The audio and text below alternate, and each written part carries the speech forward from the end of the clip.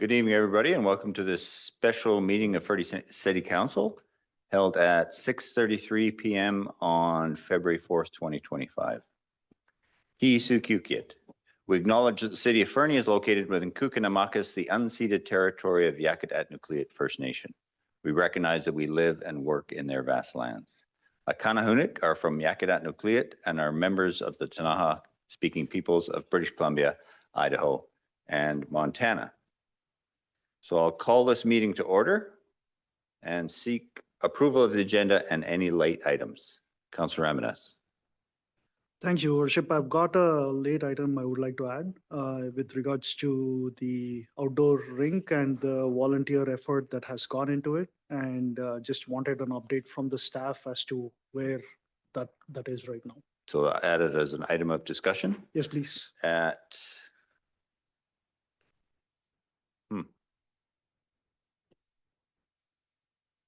Sorry, just a moment.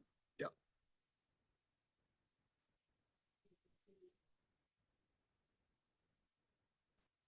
So we will add that at the top of the agenda, just because I understand that there's a lot of people in attendance who may want to reference this. So we'll call it item 5.0 as a discussion item. And I'll ask for it was moved by Councillor Ramadas. I'll ask for a seconder for the addition of this item. Councillor McIsaac, any further discussion? All those in favor? Thank you. And with that in mind, I'll ask for a mover and a seconder for the following recommendation, that the agenda of the February 4th, 2025 Special Council meeting be adopted as amended. Moved by Councillor Hamilton, seconded by Councillor Audia Kelly. Any further discussion? All those in favor? It's unanimous. Thank you. We'll move on to item number 4 and invite the public in attendance or participating electronically who wish to comment on items listed on the meeting agenda in accordance with section 3.7.3 of the procedure bylaw to address council, except speakers must not address council regarding a matter for which a public hearing must be held or has been held pursuant to the Local Government Act prior to council's consideration of the matter or adoption of the bylaw. Speakers must not address council regarding a permit for which public notice has been given or must be given, or has been given pursuant to the Local Government Act prior to council's consideration of issuance of the permit. And a speaker may only address council for a maximum of 3 minutes. And so I'll look to our gallery, and is there anyone who wishes to speak?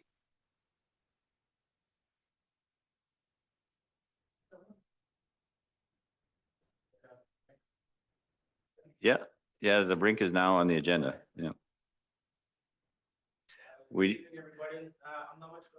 Sorry, we need the microphone and we need your full name and civic address, please.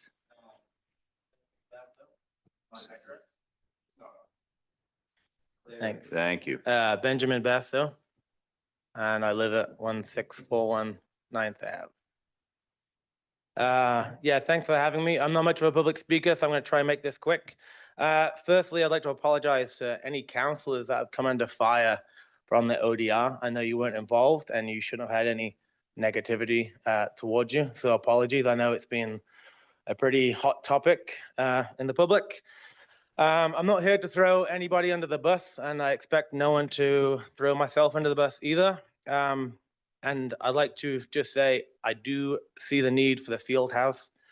It's there to fill a gap with a lacking community centre. But as you can probably all agree, the public response and support from volunteers for the ODR was outstanding.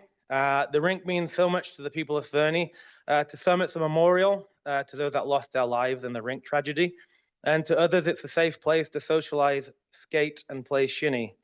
When a bag of carrots costs $8, I feel it's important to have an affordable recreational activity for all. I'm here to ask council to keep the ODR in its current location or another, and to allow a community volunteer effort to maintain the rink with support of the city and without all the red tape that was thrown at us. I do understand there was a call for action for a user group to take over the rink, but at no point was anyone informed the rink would be given away. If needs be, we will work towards NFP society. Thanks for your time, and I hope we can work together. Thank you. Thank you. Is there anyone else who wishes to speak? Seeing none, I'll ask Ms. Rhodes, is there anybody online who's indicated a desire to speak? No. No, sorry, Jay, if you can come to the microphone. Identify your full name and your civic address, please. John Lee, 10 Mount Clower. I'm not going to say anything much more than Ben. I have a vested interest in a field house in this town because my daughter plays volleyball. I also have a vested interest in a hockey rink outside in like a Canadian city. I grew up in a town of 1,000. We had 2 hockey rinks every year. It seems something feasible. I understand I was at the last meeting. I understand all the ideals behind it, but we are Canadian. This is something that was donated here, and I think it's very important to keep it. And again, as Ben said, where it is or relocated. That's really it for me, but I mean, I do think it's a very important thing. Thank you, Mr. Lee. Anyone else in the gallery like to speak? And I'll pause, give you a bit of time.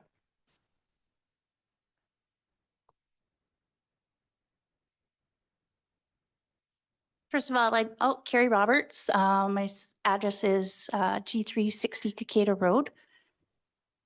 I'd like to thank everybody for letting us have this opportunity to express our emotions towards this outdoor rink. Touches very close to home to me. I grew up in that arena here. I knew those people that died, and when we got that outdoor rink, it was like ecstatic amongst, I'm speaking for the population of women's hockey in this town that has been around for decades. We are slowly getting squeezed out of our ice time, which is obviously a need for another ice rink in this town.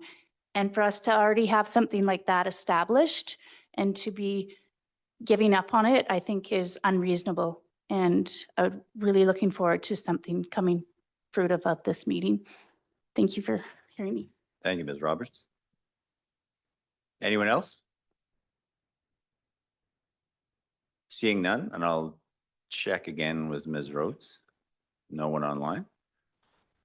With that in mind, we will move on to item 5.0, and I'll turn to Councillor Ramadas. It was your motion, and you can start the conversation. Thank you, Worship. Think there was a lot of chatter in the community over the weekend, and some of us, at least myself, was caught off guard of all the good information and not so good information floating around in the community. So there is the aspect of the volunteer hours on one end, and there is also the aspect of what we are going to do with the rink itself as a longer term plan. And the third aspect is where is Fieldhouse involved in all of these things. So that's the reason why I put this motion on the floor. What I would seek here, Your Worship, is just for the staff to give us a good synopsis of where we are on all these 3 aspects, and not seeking any decisions tonight, but just give us a good idea of where we are in all these 3 aspects that I just mentioned. Thank you. I'll actually turn to Mr. Bowanowski and Mr. Logan and see if folks are in a position to address some of those items.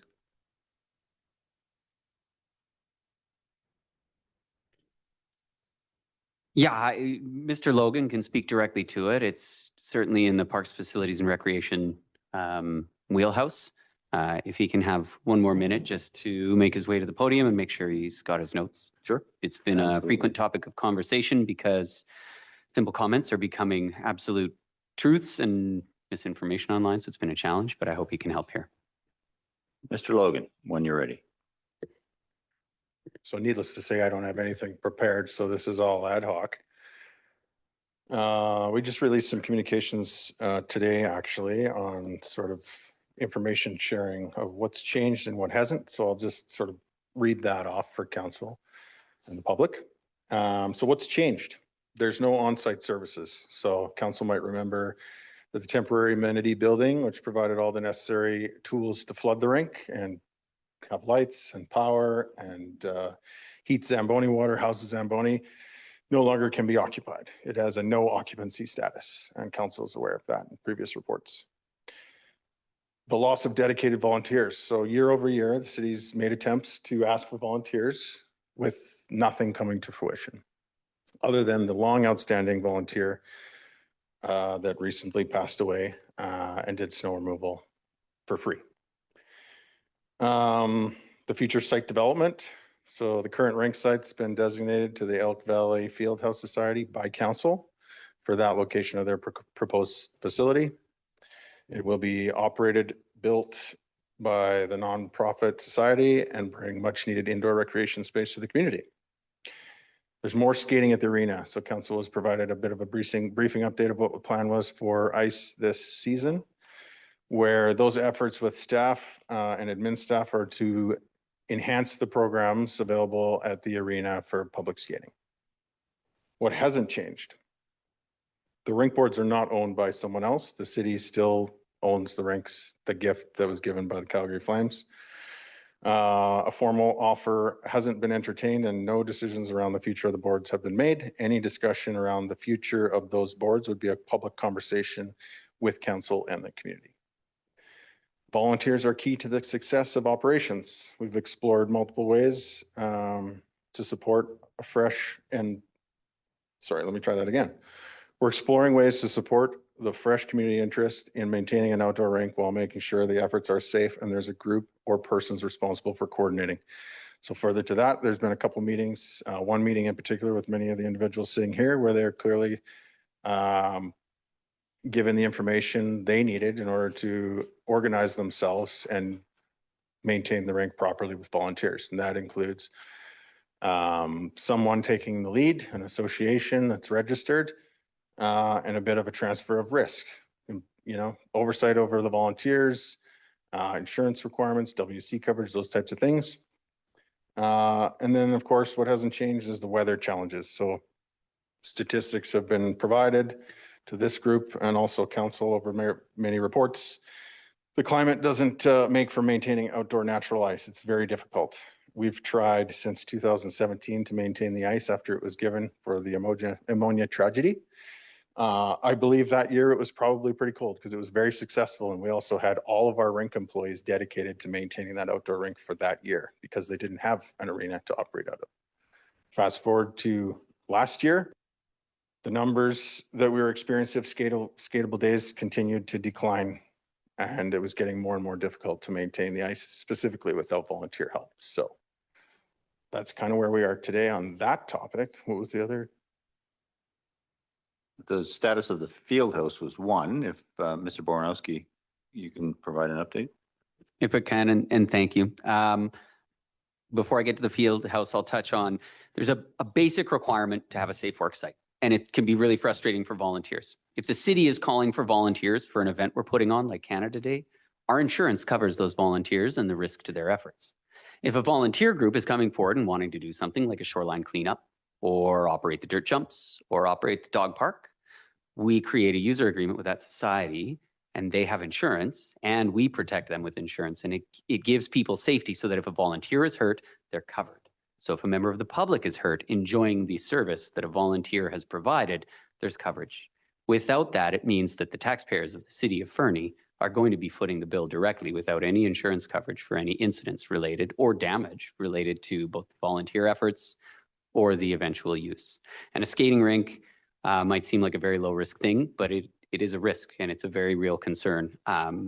For the city, it's also a work site and surrounded with a busy parking lot where kids are going swimming and kids are going, and people are going to fat bike and stuff. So it's a concern and I get it. It's frustrating if you have a bunch of energy to get a work party to get something started. but it is the day in, day out maintenance and checking and making sure that there's a basic level of safety followed that is the real hurdle for volunteer groups. Specific to the Fieldhouse Society, we generally have weekly meetings with the Fieldhouse Society. Currently, we're presenting them as directed with council or by council with the draft of the lease agreement for the lands and the draft of the funding agreement that just formalizes and provides some gates and some milestones for the funds committed from RMI, just to ensure that at the appropriate time, when they can use those funds for eligible expenses, they have access to those funds through the process. So they'll be reviewing that, and they are preparing.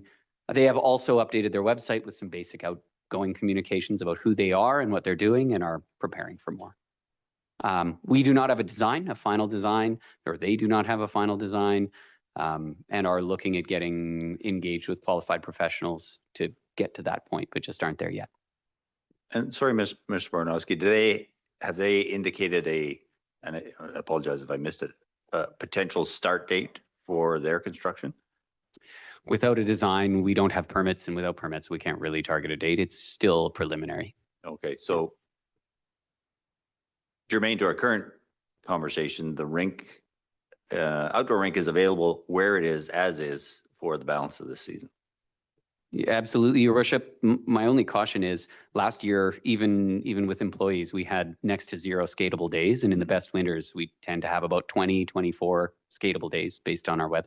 So we may have a cold snap and there may be an opportunity, but it should be borne in mind by volunteers. That's the reality of it. Is then it starts to melt and the ice gets wrecked if people skate on it, and a lot of effort goes into it. So it can be a burnout for volunteers. Thank you. Comments from council? Councilor Nixon. Thank you, Worship. So about 50 years ago, I started skating on outdoor rinks in Edmonton in a little place called Millwoods community. And I remember freezing my feet many, many, many times. I love hockey. I love being part of that community. I think the best way forward for this group, I think, is to create an outdoor rink society. I mean, that's in my head. And then just like FMBC or FTA or whatever, they can, go forward and get their insurance and create their own work plans.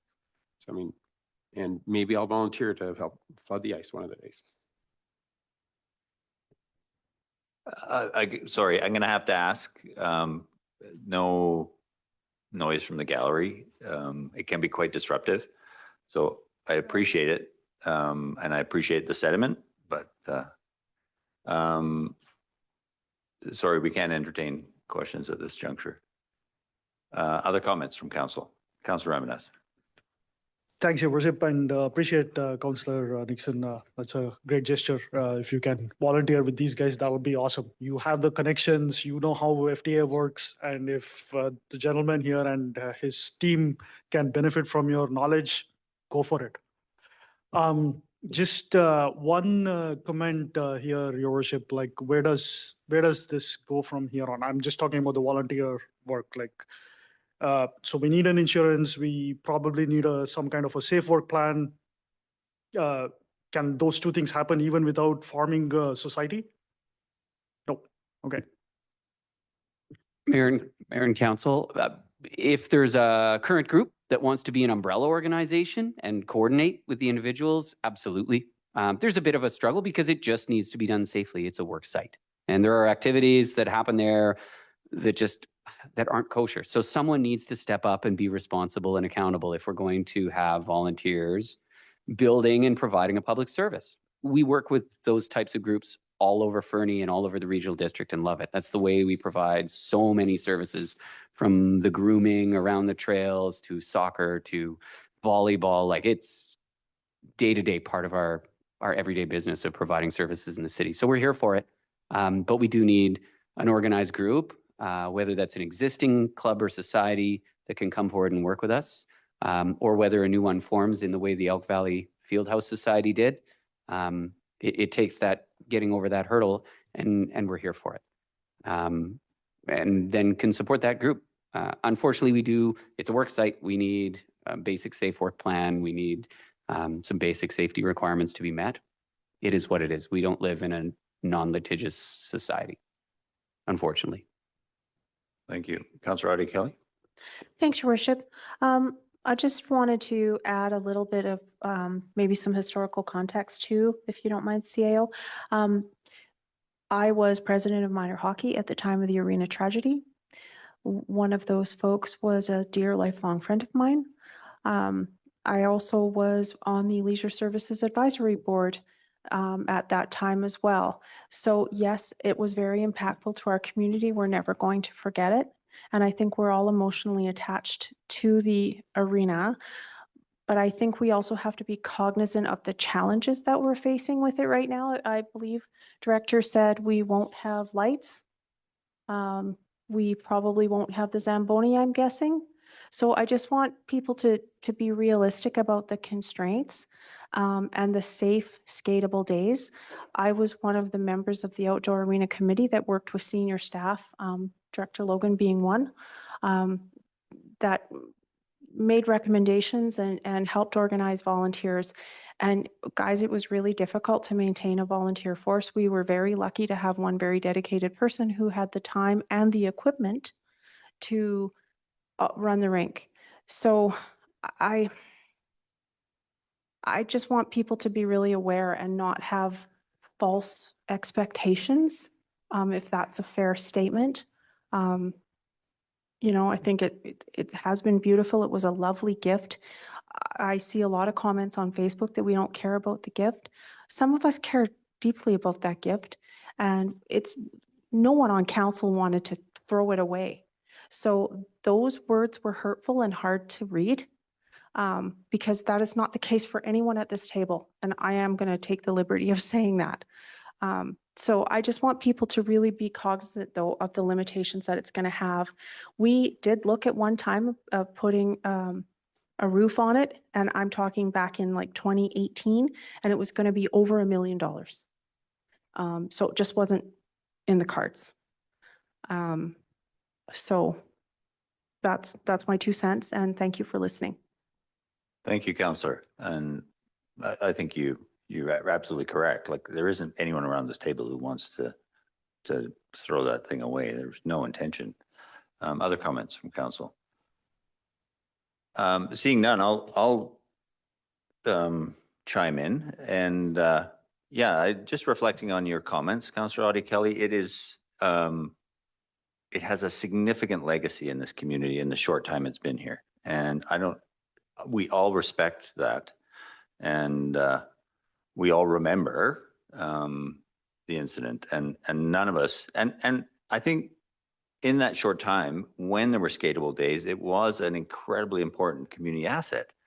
I'm an atrocious skater, I'll say that absolutely unequivocally, but there is very little that competes skating outdoors under the stars. I mean, it's a magical experience, and I would very much like to find a path forward. And I think and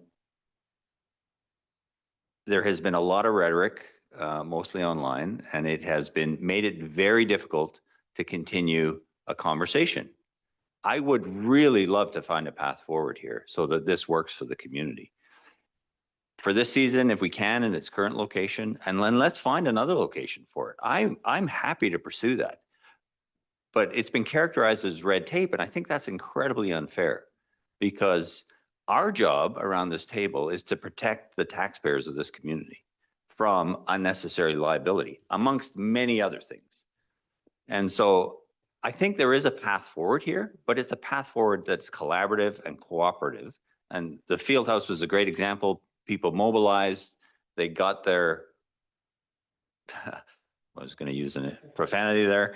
They got their stuff together. They came to council. They made a very compelling argument, and they saw a need and they wanted to fill it, and we agreed. And we think that has value, and those cooperative efforts have value for us as a community. We don't want to deteriorate the quality of life in this community. That's never been our intention. Everyone who sits at this table wants to improve the quality of life in this community. So, as I say, I think there's a path forward here, but we've been given some clarity. It requires either a society or an umbrella society that is willing, I absolutely accept there's a whole bunch of motivated volunteers. We'd love to make use of that. We'd love to maintain that if that's possible. We all know, to Councillor Kelly's comment, there were a whole bunch of motivated volunteers when that thing was first installed. In the end, it was one volunteer. And that's the challenge whoever takes this on with us will be faced with. We're happy to do it. We have no interest in looking a gift horse in the mouth and saying, oh, well, it's difficult, we'll get rid of it. It is a challenge. We want to make it work. If the door is still open, I would ask, and maybe this is foolhardy of me, tone down the rhetoric on social media. The emails I've gotten this week are amongst the most vitriolic that I've ever received in this job. People I've never met, people I know now, because it's actually been shocking. It is degrading the sense of community, particularly around the rink. We don't want to do that. We never intended to do that. Clearly there's been some miscommunication on the way. I don't know what the cause of that is, but my preference is let's hit the reset button. Let's sit down. Let's have an adult conversation. Let's talk about what can be done. Let's talk about who's going to do it. Let's talk about where the responsibilities lie. And we can create a really clear path for this entire community that sees that rink operated for however many days are available this year and potentially moved to a great location in the future, somewhere, maybe with more shade so it stays frozen longer. I don't know. But like I say, there's a path forward here and we're willing to take it. We just need folk to come to the table. And so that's kind of my diatribe on the whole thing. I do want to thank everybody for coming out this evening. I know you're passionate about it. It's, as I said, it's an important community amenity. We want to make it work. Let's work together to make that happen. Any other comments? Thank you. Thank you for coming this evening. If you want to stay for the budget conversation, you're welcome to, or you're welcome to go. Thank you so much. Thank you. You sure you don't want to stay?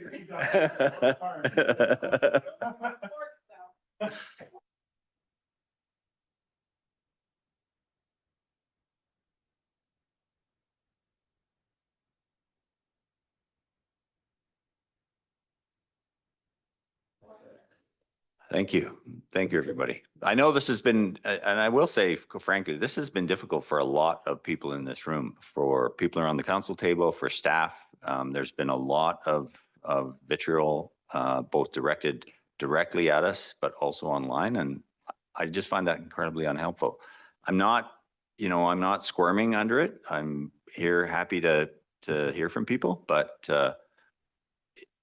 it's hard to have a conversation in that environment. Councillor Amadas.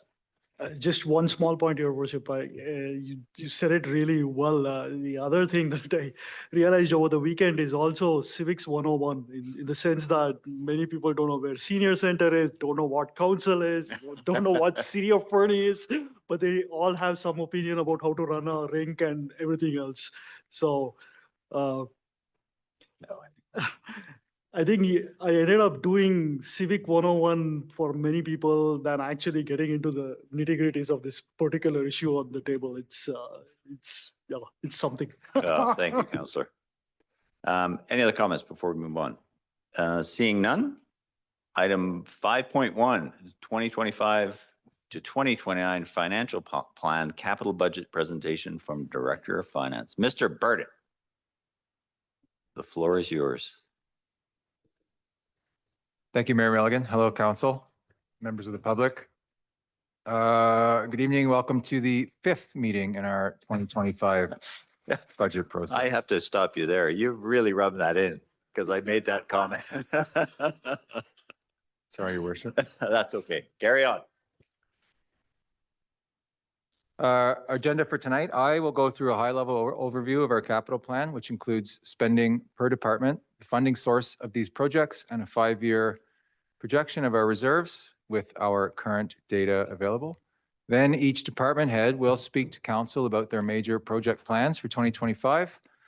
Lastly, I'd like to discuss the agenda for next council meeting, which is Wednesday, February the 12th.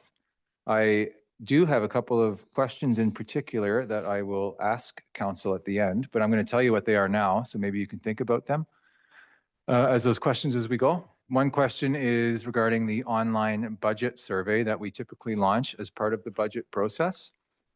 It's usually a fairly basic 2 or 3 question survey. Have you watched or attended any budget meetings? What are your thoughts on the proposed tax increase? But we'd like to ask council if they have any specific questions they want added to this year's survey. Again, don't have to answer now. I will ask at the end. The second question will be around next week's meeting, next week's drill down meeting. I have a few items on the last slide that were discussed on Thursday's budget meeting, but council can add anything else they wish to have a look at the 12th. This is the budget schedule itself. Again, tonight, going through capital plan. Next Wednesday, the 12th, is our drill down meeting. Not on this council meeting list, but February 10th, which is Monday, is the business budget banter event at the Chamber of Commerce at 5:30 p.m. And February 19th is our regular budget open house, which will be here at the Senior Center at 6:30 p.m. And then February 25th will be a recap summary of public input and further discussion, and then a request for official direction from council around tax rate. And finally, 3 meetings for readings of the bylaw with adoption scheduled for March 25th. This slide is a summary of our departmental capital projects. The gray column on the left is our proposed plan for this year. It's $17.7 almost million at the bottom there. This figure is not all new projects. It includes approximately $5 million of carry forward projects from 2024. Which are mostly projects that are in progress at the end of last year. And a lot of the projects that make up this number will be discussed in more detail as we go through this evening. This slide is the funding sources of those capital projects. You can see the total, the 17.7 million at the bottom. The top half of this slide is the amount pulling from our reserves to pay for these projects, which, as was pointed out Thursday, is a significant amount of money. And we'll get into this in more detail later, but this year and the next year is a fairly sizable vehicle replacement year. There are some big ticket items that are due to be replaced. This is our biannual street project year, again, to be discussed later.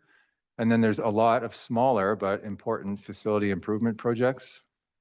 Water and sewer, still a lot of regulatory investigation and regular maintenance work being done. And then the bottom half is our external sources of funding. RMI is on there.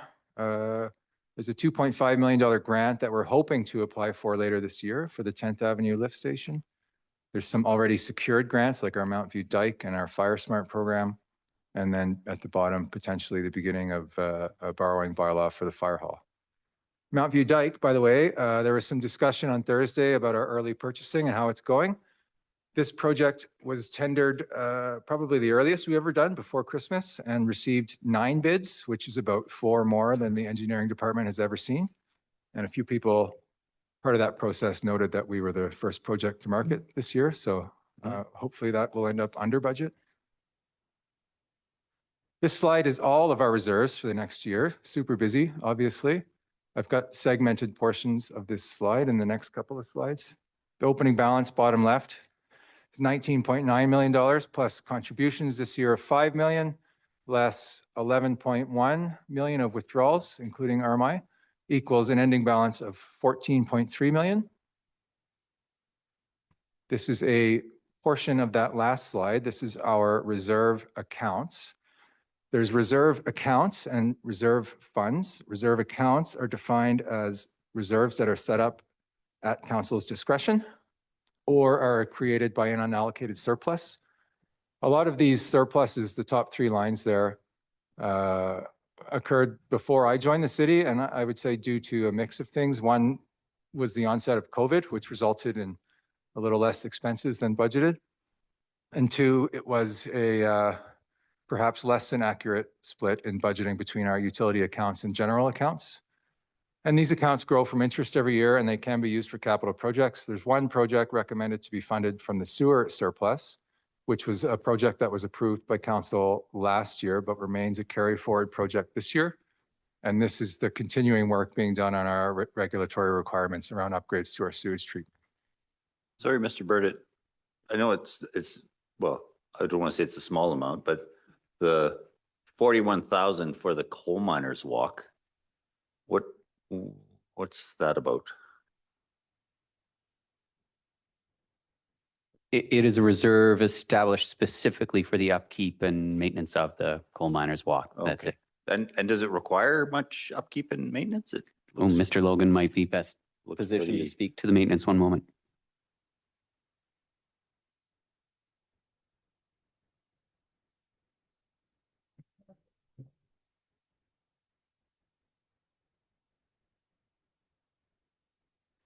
Sorry, yes, there is a reserve, and no, the maintenance is not extensive. I would say it's basically limited to garden bed maintenance, which we hold a contract for.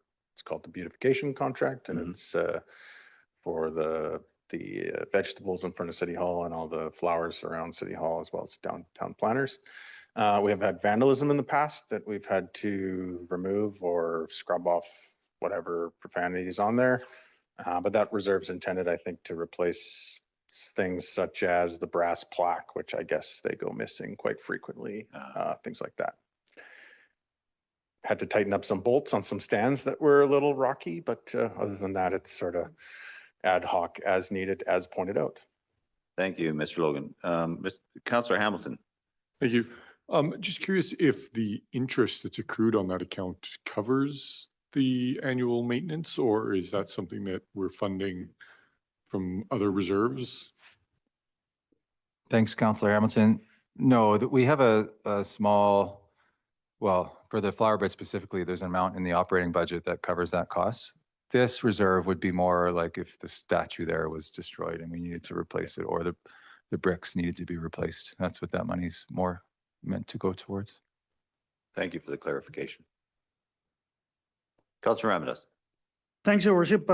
Just with operating expense, I'm always asking how we can spend less. On capital side, I'm asking the opposite question, where we have budgeted something, why are we not spending all the things that we budgeted? So my line of questioning will be a little different here.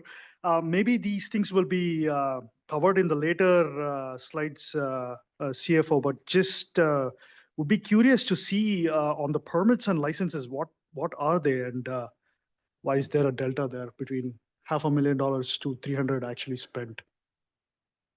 What can I ask? Permits and licenses.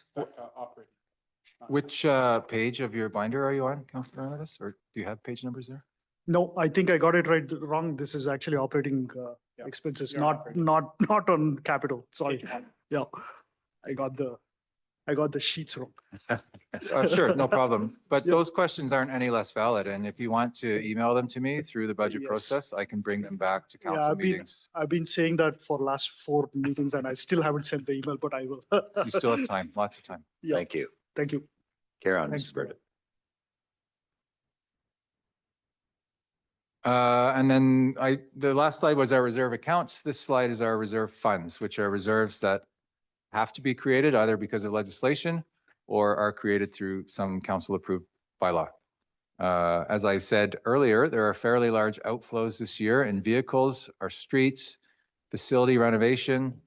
Worth noting on these last 3 slides is that this is the first year where none of our reserves over the next 5 years are projected to go into the negative. Team has put a lot of work into planning our projects out over the short term to manage the money we do have. And so I think that's a small thing worth celebrating this year. And if there's no questions on these introductory slides, I'm going to hand off the presentation to the department heads to talk about their plans for the year. Council, any questions?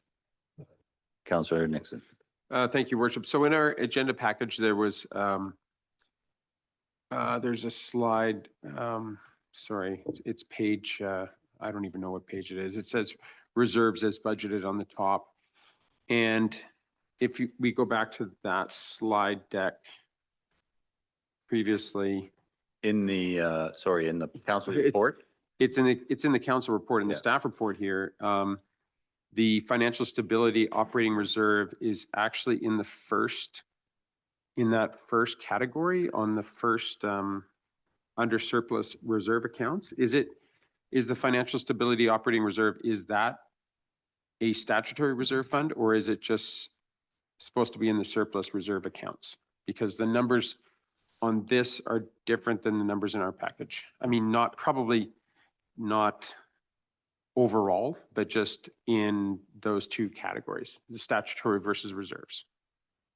Thanks, Councillor Nixon. And I did mean to make a point about this early on. There has been some smaller changes in the capital package about how certain projects are funded. But a lot of those were just made today. And so I didn't have time to reprint the binders yet, but I will be detailing exactly what all of those changes are between now and the 12th and providing council with the updated pages. As far as the financial stability operating reserve, it is a reserve account that council elected to create back in 2021, I think it is. And it may appear different on the capital sheets versus operating because there is a small operating amount for 2025 that we've decided to fund from that reserve. So that could be why they're appearing different. It could also be that of the small changes I made today. No major changes from your original binder, but there are some small ones which will be communicated and handed to council in short order. And when we get those new pages, you will highlight the changes for us. Absolutely. Thank you. Councillor Audie Kelly, did you have a question? Yeah, thanks, Your Worship. The previous page, CFO, self-insurance. Can you just remind me about that one? Sure. That's a good question, Councillor Audie Kelly. That reserve is to fund any claims that we don't have covered by insurance or pay deductible or things like that. And there can always be monies assigned to that by council should they wish, but it's remained at that level since I've been here anyway. So we haven't had to withdraw anything for that to cover an unexpected expense? No, Okay. we have not. Thank you.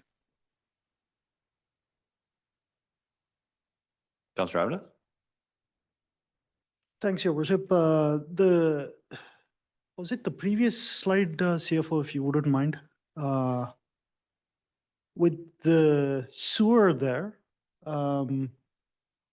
was that the carryover of $700,000 into the new year? Like, what's the driver behind it? Like, why was, like, is that to do with that municipality water permit or whatever that we were talking about, or it's something else? No, that 700 is our budgeted contribution to that reserve Okay, for this all year. right, Yeah. okay. That was not a carryover per se. Okay, gotcha. Councillor McIsaac? Thank you, Worship. Sure, I can get this closer to me. Just move that binder. I'm not looking at it right now anyway. There we go. I was actually going to save these to the end because I thought that the context for the discussion might be better after having all of the department heads weigh in and all their projects and so on. But since we're weighing into reserves, I have a series of questions that I want to ask in order to get some context for how we're doing with reserves overall. And I think this slide actually gives a good indication as to what's going on, as we can see that we're spending our reserves faster than we're putting money away. And so if we continue to spend down our reserves at the rate that we are doing, how much longer before we actually don't have reserves anymore? And how much money right now are we earning from the reserves that are sitting there? Because they're investments and they're generating income that's coming into our coffers. And when we don't have those reserves, we will not be earning that income anymore. So with the spending down of the reserves and losing the income, all the projects that we have in these books, whether they are operating and too high or capital and too low, will now have to come directly from taxation because they won't be reserves where we have the money from. So what I'm wondering is when we reach the point where all of this money is not being padded with earned income and has to be raised directly from taxation, how much are we going to have to increase taxes? And that won't be to pad reserves. That will just to defund the year. So I don't think you can see where I'm going here is this, the negative trend with reserves is heading us towards a bad place economically. So I'm wondering if Mr. Burdick can speak to what he sees as the future in our current path with the spending of reserves versus our contributions, and then what that tax situation looks like in the future when we don't have those reserves to call on. Thank you. Mr. Burdick? Thank you, Councillor McIsaac. Before I answer, I'd like to just expand on what I just said to Councillor Ramadas. I wanted to point out that the water and sewer reserves are not funded by taxation either. Those are from our Yeah, utility fees. yeah. And then in terms of Councillor McIsaac's question, and I'm sure you can appreciate that this is a bit of a loaded answer. Yeah, the answer really is that depending on the reserve, it depends, obviously. So, you know, if I use mobile equipment, for example, Director Hauser's put a lot of work into our fleet replacement plan, and we've done the work to map it out over the next 10, 20 years. And it actually looks okay to fund vehicle replacement at current prices. The next couple of years, it will get quite low because of this year's heavier purchases and then the fire truck the next year, which council should remember. The general capital reserve is, there's obviously a big hit to it. And the point of that reserve is to fund our projects that, you know, don't really fit into any of these other reserves. So one example is our OCP project this year. There's a couple of reserves there that we are more or less saving for part of our fire hall funding strategy, the gas tax reserves, and our growing communities fund reserve there. So those are available should we need them, but the idea is that they'll reduce the amount of borrowing we have to do. Transportation infrastructure looks low, but it's worth noting that we've intentionally been spending 1 year getting our projects there shovel ready so that we can get better prices and then build up our reserve over the 2 years to pay for them. And then water and sewer, you know, there's a lot of work going into all the regulatory requirements, both in water and sewer, and for water, investigating alternative ground sources. And it really depends on what that work spits out in terms of what this community needs down the road. Now, and then but to answer your question, the most reliable number we have in terms of what our reserve contribution should be dates back to 2017. And so there's a lot of projects you're going to hear about tonight that is, well, not a lot. There's two projects tonight that you're going to hear about that's going to update those numbers and hopefully provide more reliable data for council. But the answer, you know, if you look at facility renovation this year, for example, that's a very large chunk coming out of there. But there are a few one-off projects being funded out of there this year. But if it continued that year or next year at the same level, it would be another 10% tax increase just to fund that reserve for the year. We don't anticipate 1.7 million of spending next year because there are a lot of one-off projects coming out of that reserve this year. So it's a loaded question, and it's frustrating that we don't have really all the data, which we talked about a lot in our November meeting with council, that we're missing a lot of data. And even those 2017 numbers, they really only had facility replacement amounts that are proving to be way too low, even for 2017 numbers. It doesn't have regular maintenance things like replacing rooftop units and things like that. So we really need to keep investing in our asset management plan to really know the answer to that question. But so far, you know, in the short term for the next 5 years, nothing is negative, as I said earlier. So I don't anticipate any immediate tax increases, but once we know that true infrastructure deficit number, then council will have to figure out how to start bridging that gap. It won't be through taxation. It'll be through a mix of that and grants. Just to clarify your phrasing, you don't see any immediate taxation related to directly funding reserves? No, not in the next year or two. Yeah. Yeah. Yeah. Thank you. Councilor Ravenous. Thanks, Your Worship. And again, to Councillor McIsaac's point there, there's one lever that he's missing also. Like there's also a lever of actually decreasing your operating expense, which it's not just increasing taxes, but also in decreasing expenses. That's yet another lever that is available to us. So just wanted to point out that particular aspect. I had another question, but I'll come back later. Thank you. Okay. Further from council? Seeing none? Mr. Burdick, carry on. Oh, actually, sorry. I apologize. Hey, you talked about alternative ground source as one of the expenses under the water reserve.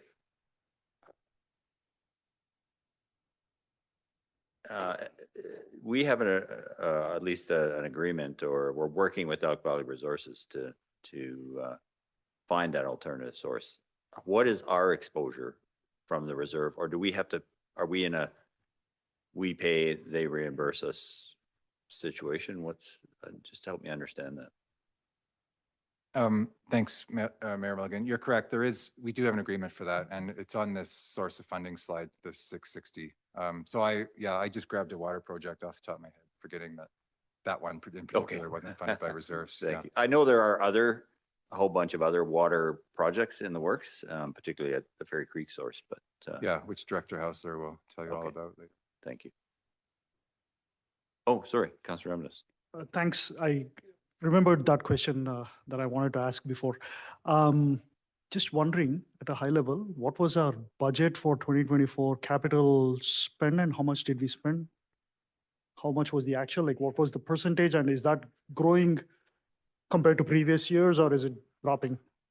That's a good question, Councillor Ramadas. As you know, we're still working through year end and collecting invoices, and we have to gather invoices, which takes time. We don't do the year end accruals because we don't have the manpower and we have time to report. But last year, our budget was around 10.8 million in capital projects. As I said, there's 5 million being carried forward. That doesn't mean they're not happening. It just means that they take longer than a year to complete. It's about 50% as of 2024 year end. But a lot of those projects are well underway, like the Mount View Dike, for example. Thank you. Councillor Ida Kelly. Thanks, Your Worship. Not to bring up a bad subject, but CFO, can you remind me, what if we were to, for example, we're exploring selling or looking at some property to help fund our fire hall? What are our limitations on a statutory basis? Say we wanted to monetize other pieces of property. Can we put that money into reserves? Like, how does that work? Can you help me out there? Just for clarity, you're asking if we sell a piece of property, can we put that into reserve? Just 1 second. I think we do,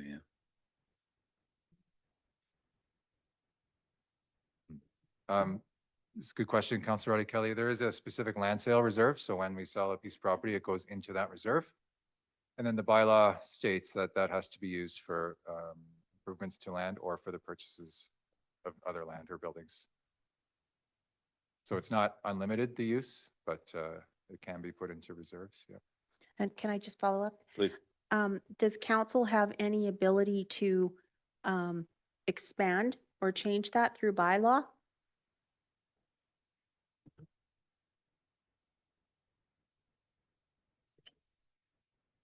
I want to double check a little bit on the land sale reserve specifically. Some reserves are a little unique, and if Mr. Burdick continues on at the next break, I can provide you with a more precise answer if that's okay. Thanks very much, CEO. And even like we have more budget meetings coming if it takes more time. That reserve in particular, it's just there's specific legislation around it. So I asked Mr. Bornowski to check. Thank you. Councillor Nixon. Thank you, Your Worship. Curious about Councillor McIsaac's second question, because kind of had that too. Just how much money are we making from reserves? Thank you. I forgot about that. At the moment, we're making about 4.5%. So last year's ending balance, that's about $600,000 a year.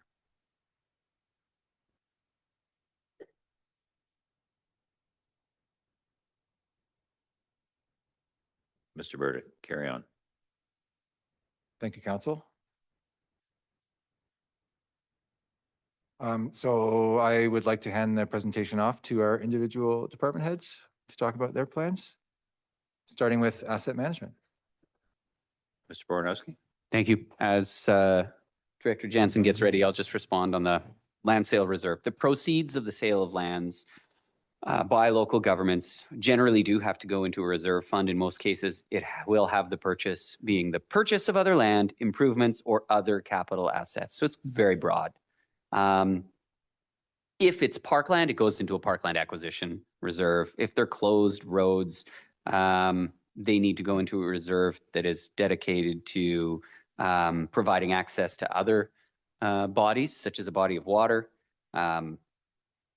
And if it's a sale of land or improvements that was purchased through financing with debt that hasn't been repaid, we have to repay the debt before the remainder of those monies go into another reserve. Thank you. Thanks, CAO.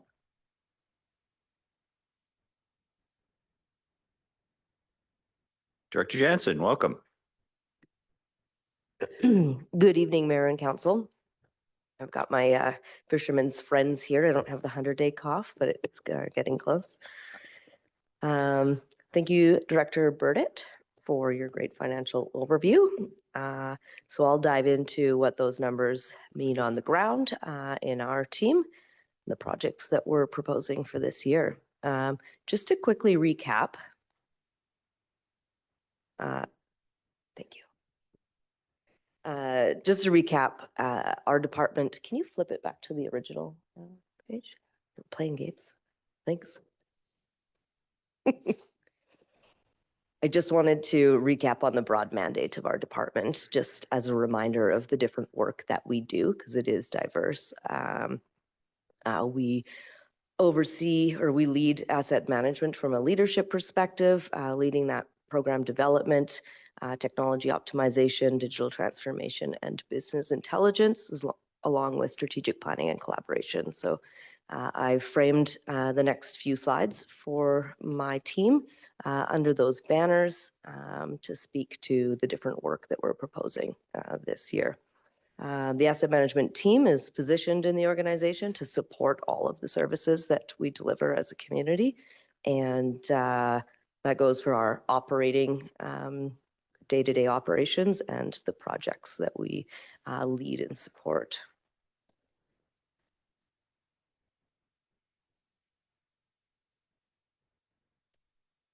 This is just a quick overview of the capital spending package by those 5 categories. You'll see that the majority of the capital program is under technology optimization at about 65% of that 270,000 K, along with some, about 18 and 17% in the asset management, leadership and digital transformation areas. The other areas, there's no specific capital projects, but those, many of the projects within these areas are then either supporting those directly or building foundation elements for us to leverage.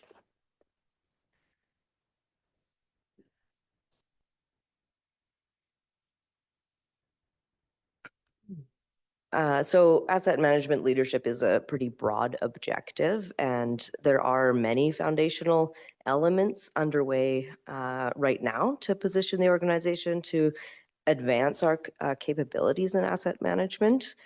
There's also several that will kick off following completion of dependent projects. So for example, as Director Burdett indicated, the asset management investment plan is built on 2017 data.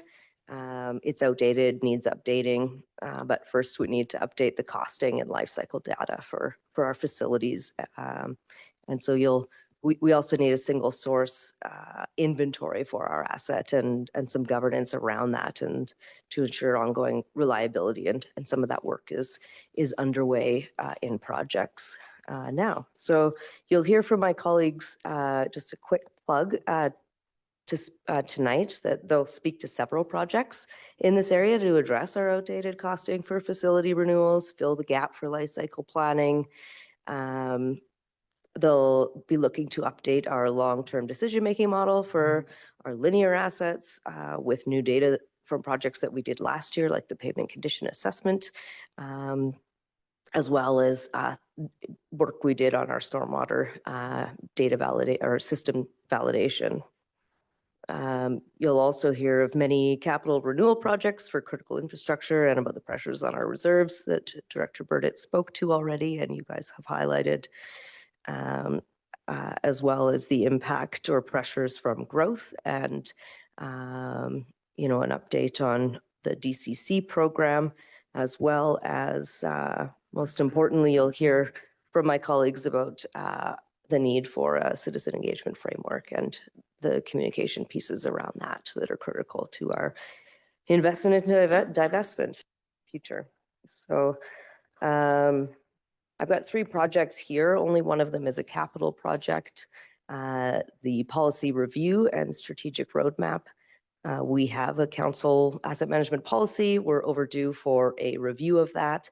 So that's a collaborative project internally to check in on our progress to date and report out on that, as well as to build consensus around the roadmap for the next steps. The other one is a carry forward from a previous year, the level of service training and inventory. This one was delayed due to my leave, and it's a grant-funded project and kicking off early this year to develop an inventory around the details around our levels of service, as well as offer some training to a broader group of our employee base.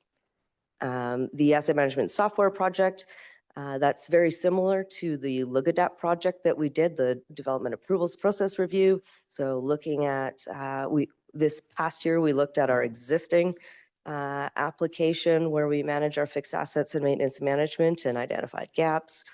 There is more work to do around that to support us going to market and purchasing a new system and implementing that. So that's set to kick off later this year following our team's completion of the cloud permit project and a few others. Sorry, Director Jansen. So just to check in, like we have an enterprise system.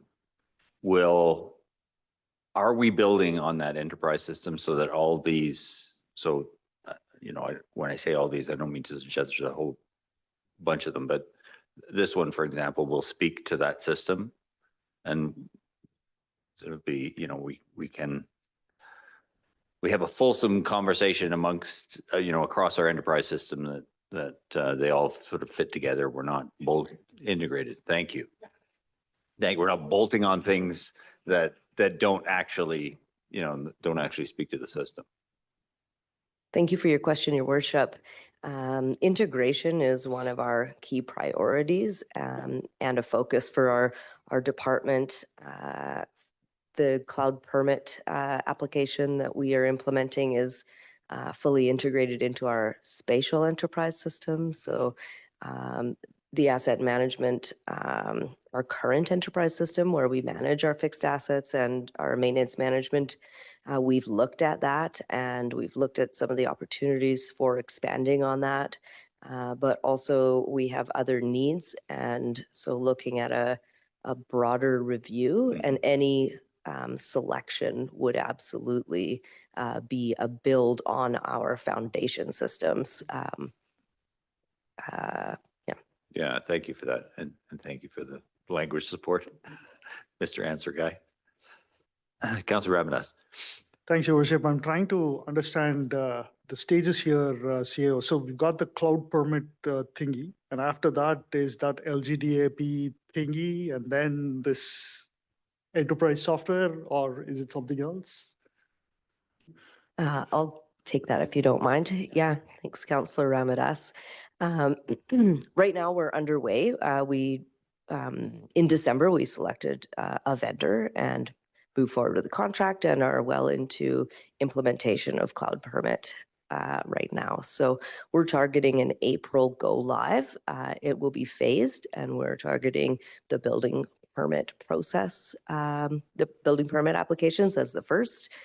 The project includes a pilot with internal and external user testing. And so when that project is wrapped up and we've moved through all of the development approval application types, then we will be moving on to the asset management review. And is that the last piece of the development the development approvals process, the LIGADAP as you? Yeah, I'll answer part of that and then see if Director Lennox wants to chime in. My department is leading the implementation of the software application itself and project management around that. Parts of that project include elements that the planning department will be spearheading, like outward communications and training and things like that, internally and externally. So the implementation of the application itself is set to be complete by the end of Q2, and any other recommendations that came out of the development approvals process that are unrelated to the modernization of our application intake process would be something that I would put over to Director Lennox. Mr. Baranowski. Thank you, Council. Ms. Jansen caught that quite well. At the same time as they've been working on being the implementation lead for the permit software, her team has also completed a business process optimization or an enterprise system review, like a really thorough audit of all of our different uses of our enterprise system. And so that's guided a number of a number of process improvements and enhancements. It's highlighted gaps in our processes, but that's why asset management software is at the top of the list. Our asset lifecycle management tool and asset management software is sort of what we've identified as our key priority when we get through permit intake, and then planning can take on the other recommendations on process or bylaw or improvements and enhancements there. Okay. In terms of systems overhauls, we need to focus here. I apologize, Councillor Audie Kelly, because I think I feel like I jumped the queue a little bit there, but Director Lennox, did you have anything to add? Yes, Your Worship. In terms of the cloud permit, we're focusing on building permit process right now, and following that, we'd implement the configuration for the other types of permits that we process, like development permits, hazard lands development permits, watercourse development permits, rezonings, etc. And then also in regard to one of the major recommendations of that development approvals report that I'll talk to when I speak to my slides was the cost recovery for fees and charges, and bring those in. You know, that's been, I think, 20 years or so since those have been updated. So the planner too and myself had been working on developing a cost recovery and estimating how much time individual people within our organization, even council, spends on processing and approving and authorizing the issuance of permits, etc. So we're working on a fees and charges bylaw update. So we're going to bring that to council hopefully in the second quarter. But that's a major recommendation of that report. Thank you, Director Lennox. Sorry, Councillor Audie Kelly. Thanks, Your Worship. I just wanted to ask for the benefit of people listening. Sometimes we use acronyms and sometimes we assume that people actually understand all the things we're talking about. So LGDAP, Local Government Development Approvals Process, Cloud Permit is going to help our planning and developing, correct? Enterprise Systems, could you maybe tell us in a broad, like simple way what those things do? Because I feel like maybe, you know, That's a fair catch. so the community Absolutely, really yeah. understands in a simple way, this is what we're doing, this is why we're doing it. Thanks. Thank you, Councillor Audie Kelly. That's a good opportunity for some clarity. So the city has two main enterprise applications. So it's we have on-premise applications. It's like a package we install on our servers and we operate them, and they deliver various modules across the organization. So our main application is called iCity VADM. It's a municipal public administration software application The engine of that is all of our financial modules. So budgeting, accounts payable, payroll,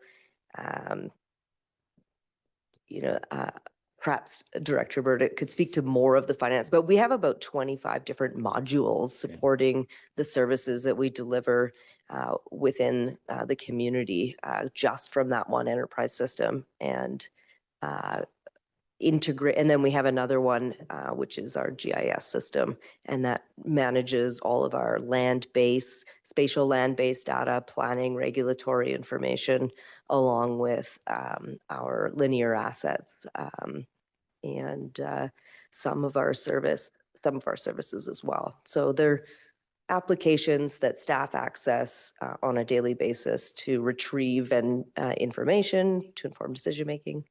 Yeah. Thank you. That's a great summation. Councillor Ramirez. Thanks, Your Worship. Great questions, Councillor Ardy.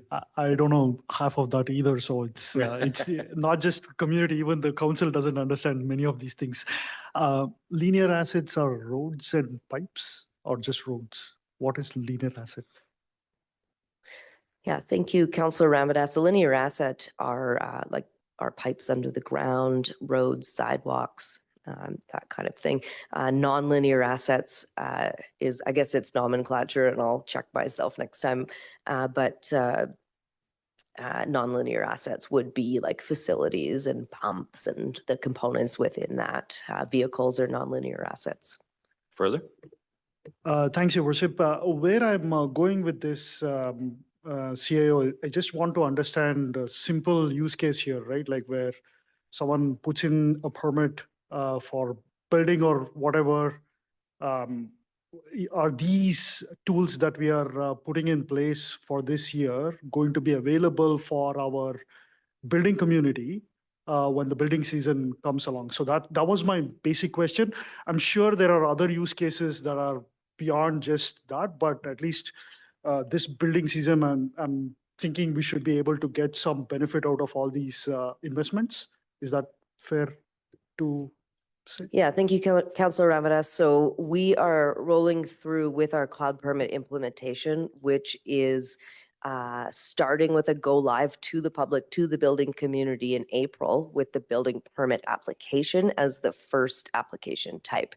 And then as Director Lennox gave more specifics, but we will follow that on with all of the development application types through this process. So that will be wrapped up as a part of the implementation of this cloud permit project and available to the development community. Thank you. Councillor McIsaac. Thank you, Worship. Just dragging this back to sort of a budget and strategic question for a moment.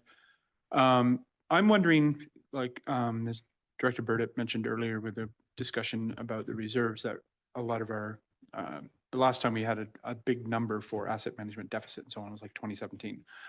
Where are we from an asset management, both software and knowledge and so on perspective? Where are we in our ability to ask the question, what is our current asset deficit?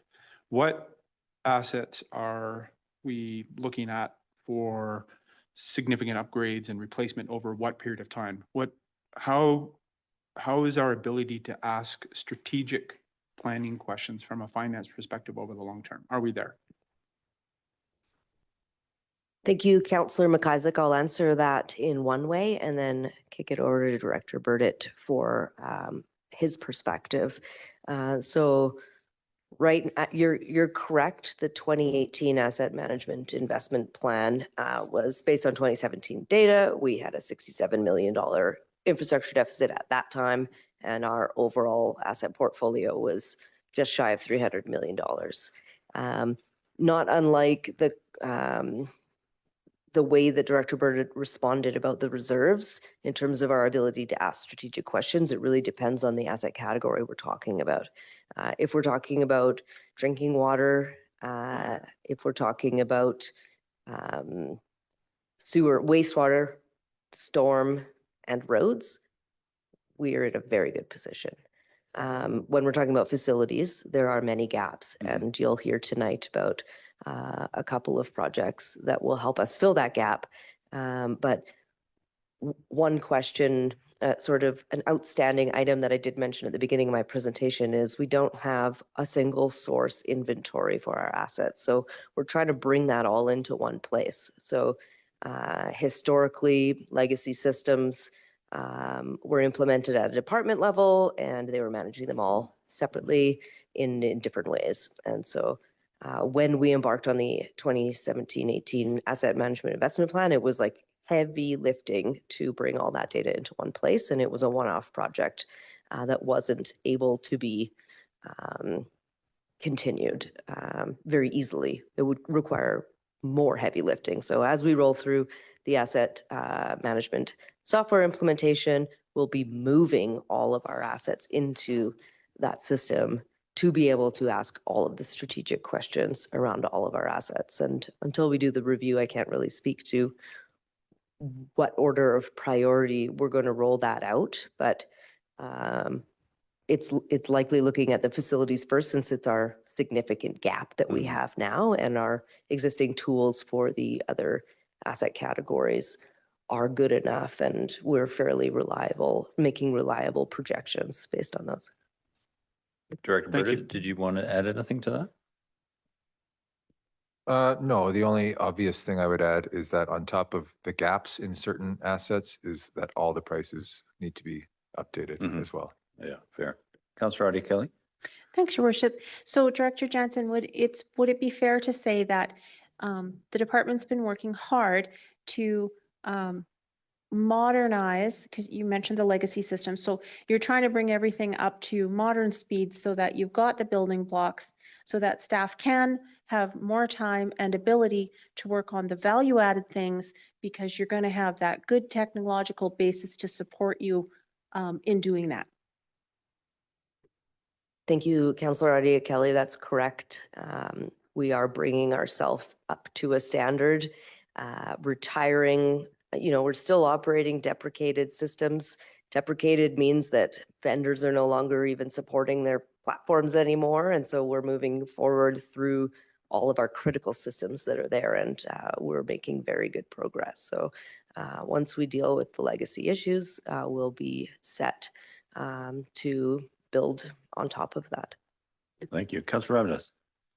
Worship, looks like there is significant gaps in costing, pricing, asset inventory, and all those things. So with the money that we are allocating for this year, is the staff confident that we should be able to close this gap by the end of 2025? Thank you, Councillor Ramirez. I'll speak a little bit to that, and then I may either point to a couple of my colleagues or have you wait until their parts of the presentation to speak to that.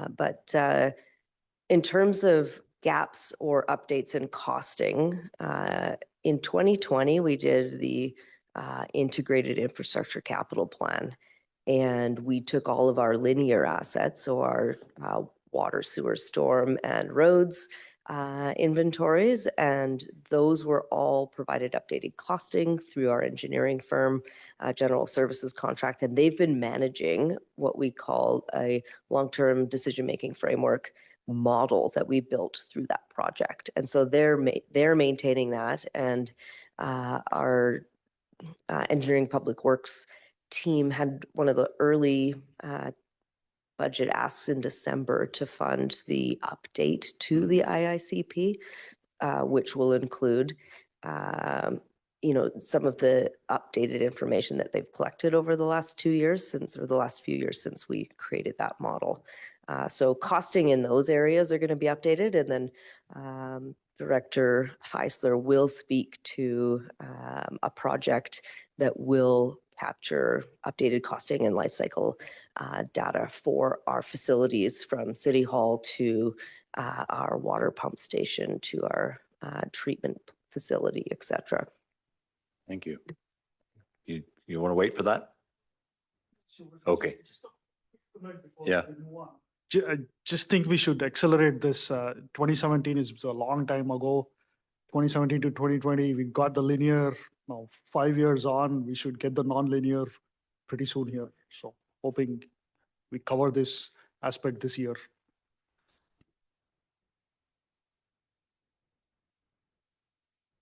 Carry on.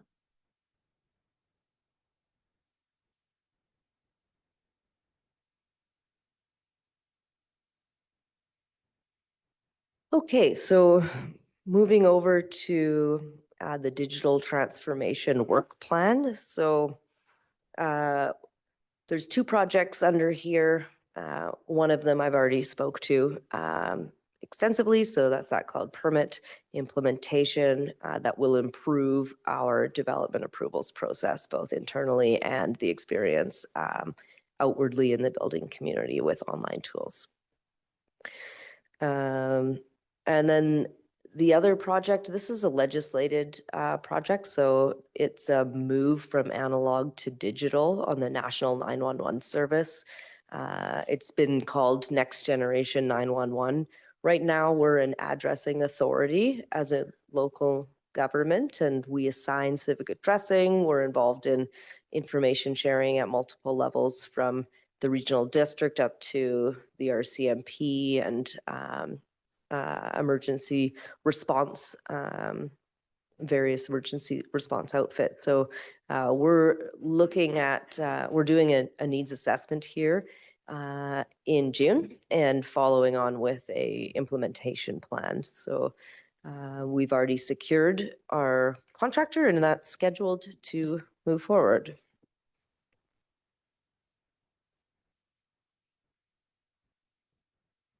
I should say that one was grant funded as well. And I'm not anticipating a large implementation. We are a small community and we're a member municipality, the RDK, and they're also embarking on this project, and we're a project partner.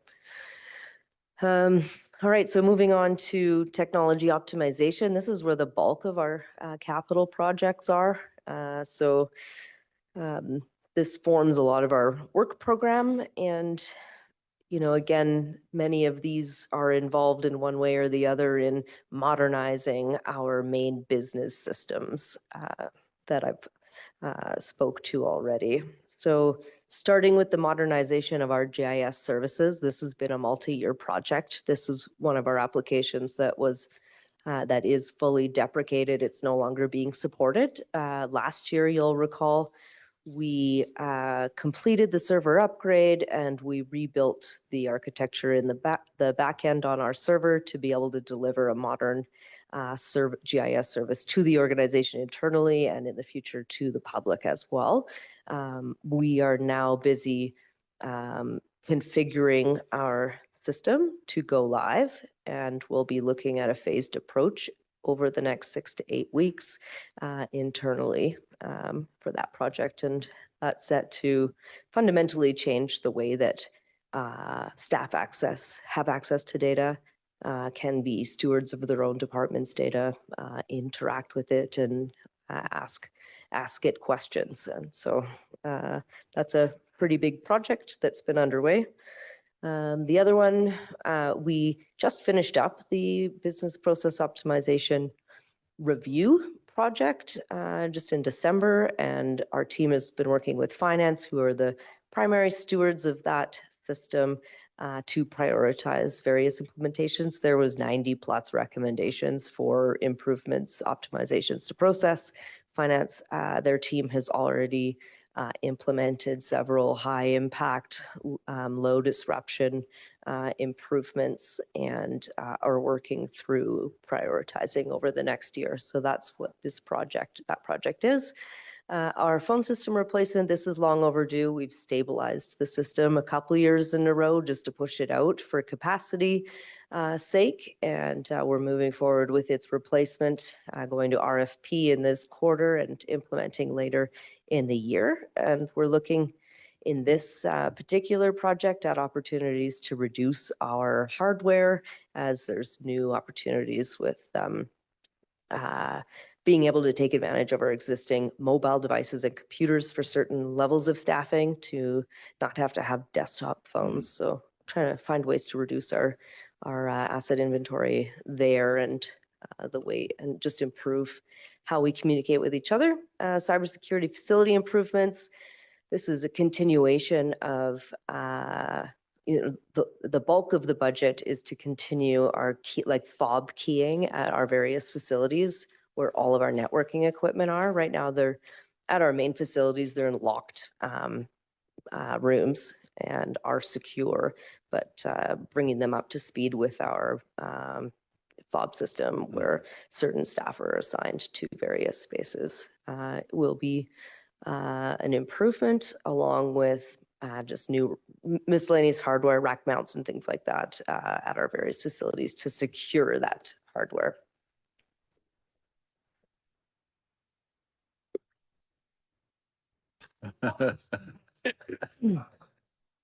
Different fobs. That's the fobs to key in and out of spaces. Looking to our annual workstation renewal. So part of this is ongoing with our existing computers that we've got. And then there's some other elements in there that support the enhancement of technology for the rollout of our new digital time card process internally. And then Councillor Audie Kelly? Thanks. I wanted to ask Director a little bit about phone systems. Like I work for the provincial government in my other employment, and we have been using Skype, and now we're currently using Teams that does all our calling. Are we looking at doing anything like that and then not having like a, sets on our desks with millions of buttons to push?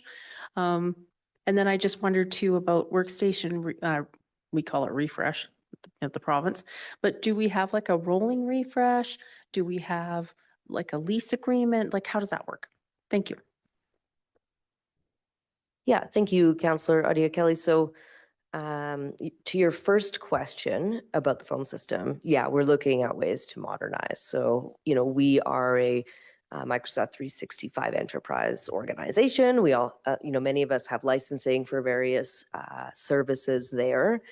There are some roles in our organization that would require a desktop phone, primarily our forward-facing facilities like City Hall or at operations, those dedicated lines coming in and having the switchboards. So there are roles that will still require those, but where we can minimize, absolutely we're looking at that. And part of our procurement strategy is to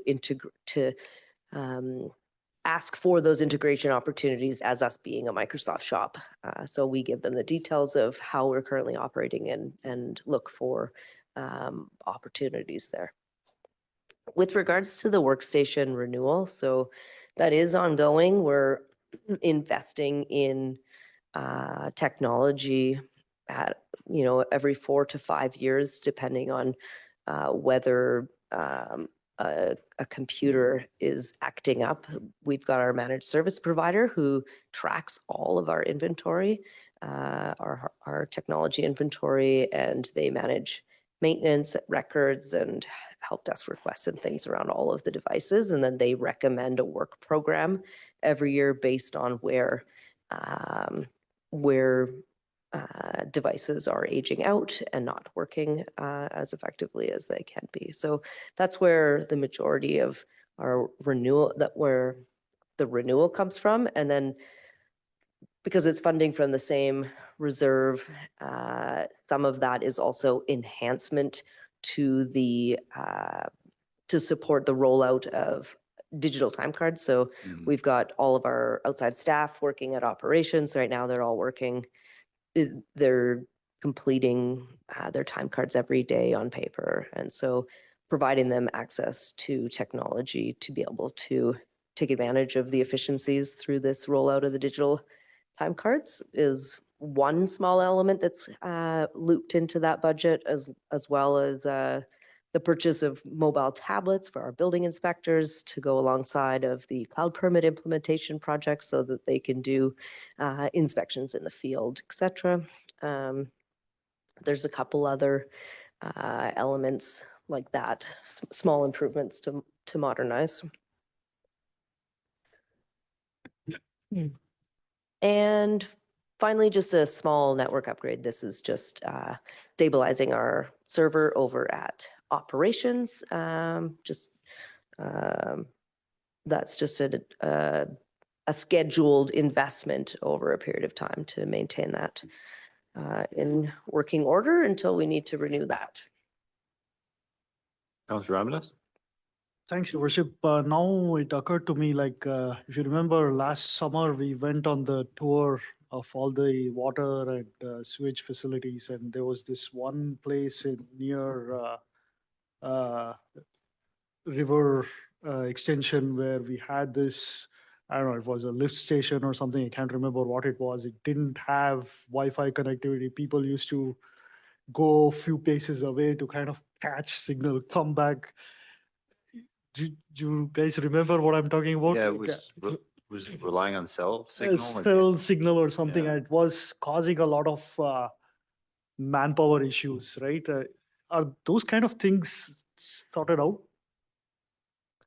I can speak to that. So we have various internet services at facilities throughout the community, primarily at the ones that we're operating out of, but then also, yes, at some of our satellite facilities for water and wastewater.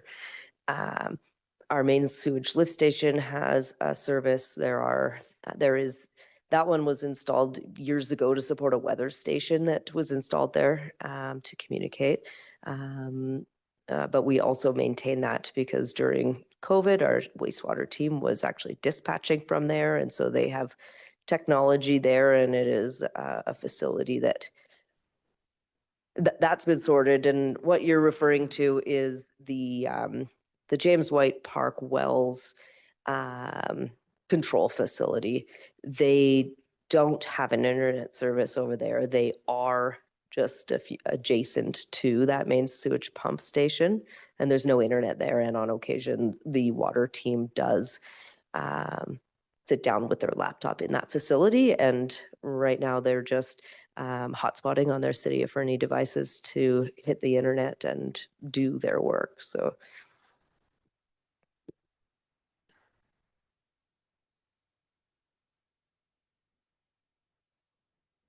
Okay, so moving on to business intelligence. So there's no capital projects here, but several of the projects I presented on are kind of foundation for leveraging data so that we can start to bring better and more consistent reporting to the various bands in our organization and to council and the community where applicable.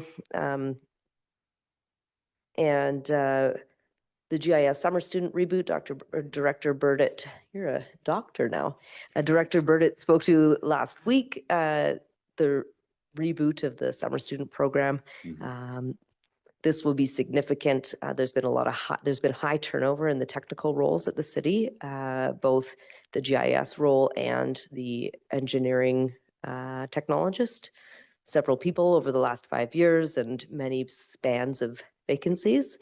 And it's really made it challenging to be able to have concise data sets and maintain the information about our infrastructure, for example.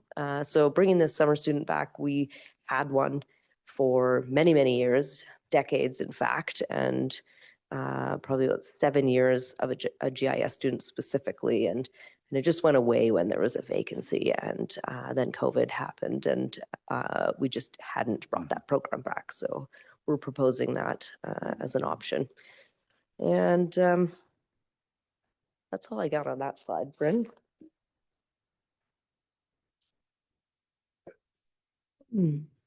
And finally, the last objective of our department's mandate is strategic planning and collaboration. So again, no capital project here, but an internal review. So as you recall, you adopted your strategic plan in December 23. In terms of progress on that, the different directors, department directors have identified various projects that advance the goals within that plan and have been quarterly reporting for a couple quarters now, but we're due for both a check-in on where council is at on that plan, but also due for a proper formalized implementation plan. So again, this is sort of a mid-year project when we wrap up some of the other prioritize projects.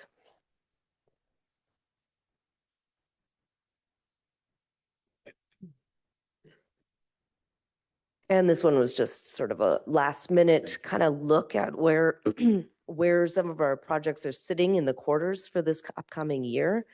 We are a small team, and many of our projects are relatively complex, and all of our projects require significant collaboration and coordination across departments. So this is just sort of a look at some of the various projects or phases of those projects as the year rolls out. And again, that's not any of our day-to-day operations. So thank you, and here to answer any more questions, should you have any. Thank you, Director. Questions from council? Just one quick one. You gave us an estimated time for the GIS internal go live. What about the external? Yeah, thank you. So that's a value add. Right now, we're focusing on maintaining the existing level of service to the various departments. So giving them modern versions of all of the things that we're supporting them. And then we're looking at what is next, how do we enhance? And so certainly the public facing web map application for the community to access information has, we haven't gone through a formal sort of identified options yet in terms of which ones to do next, but certainly working with the leadership team and managers on deciding where we focus our efforts. And, there's lots of examples of, modern GIS, public facing GIS supporting the development application process, but there will be a spatial component involved in that rollout anyhow. So there'll be some access to the public at that point. Thank you. Yeah, and presumably in an ideal world, if somebody's looking to build on a site, they click on the GIS map and they see all the potential requirements, hazard land assessment, et cetera, that might be required for that site. Absolutely. That's what we see as staff, and we're rebuilding that in a modern way internally first. And then, certainly we'll have to prioritize what the next things we build out of that are. Thank you, Director. Seeing no more questions, thank you. We'll take, I think, a 5-minute recess to let everybody stretch their legs and use the facilities.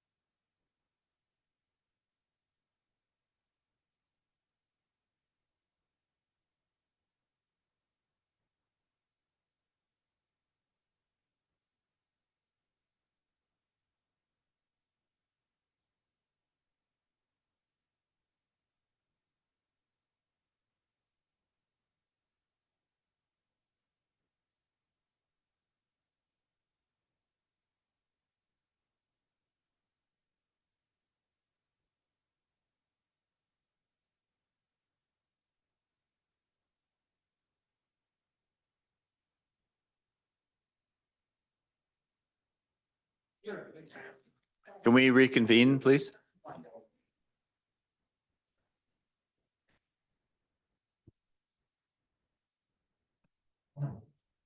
Our corporate officer is on me. No.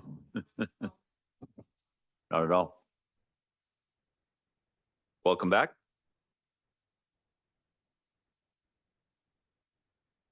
And Ms. Neal, are you here as our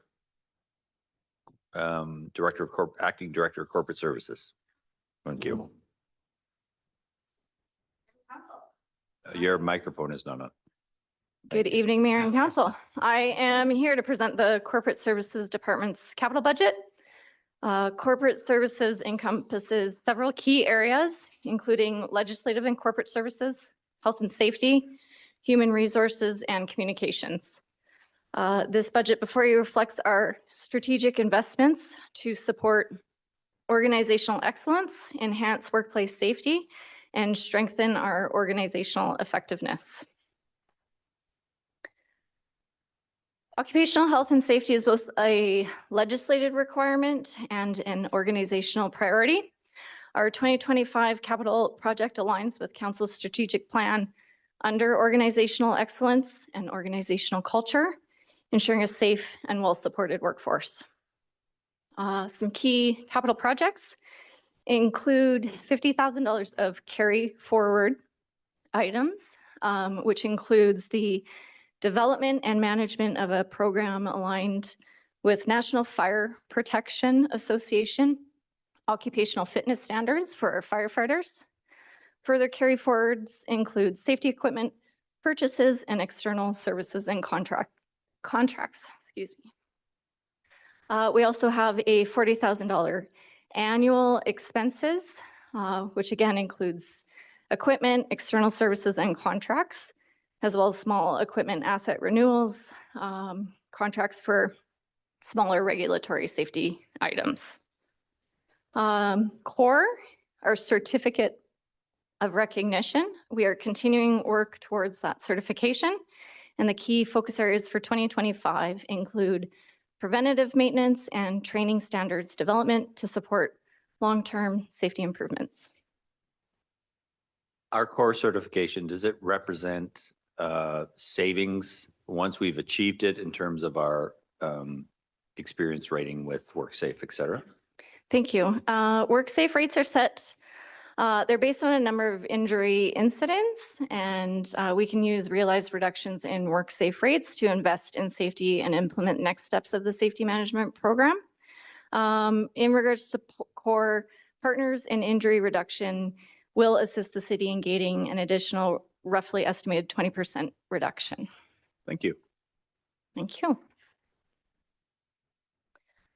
Our capital projects for legislative and corporate services aligns with Council's strategic goals of organizational excellence, business modernization, quality services, and community engagement. These are designed to advance the implementation of industry standard practices, processes, and systems that will support and enhance efficiency, transparency, and public engagement.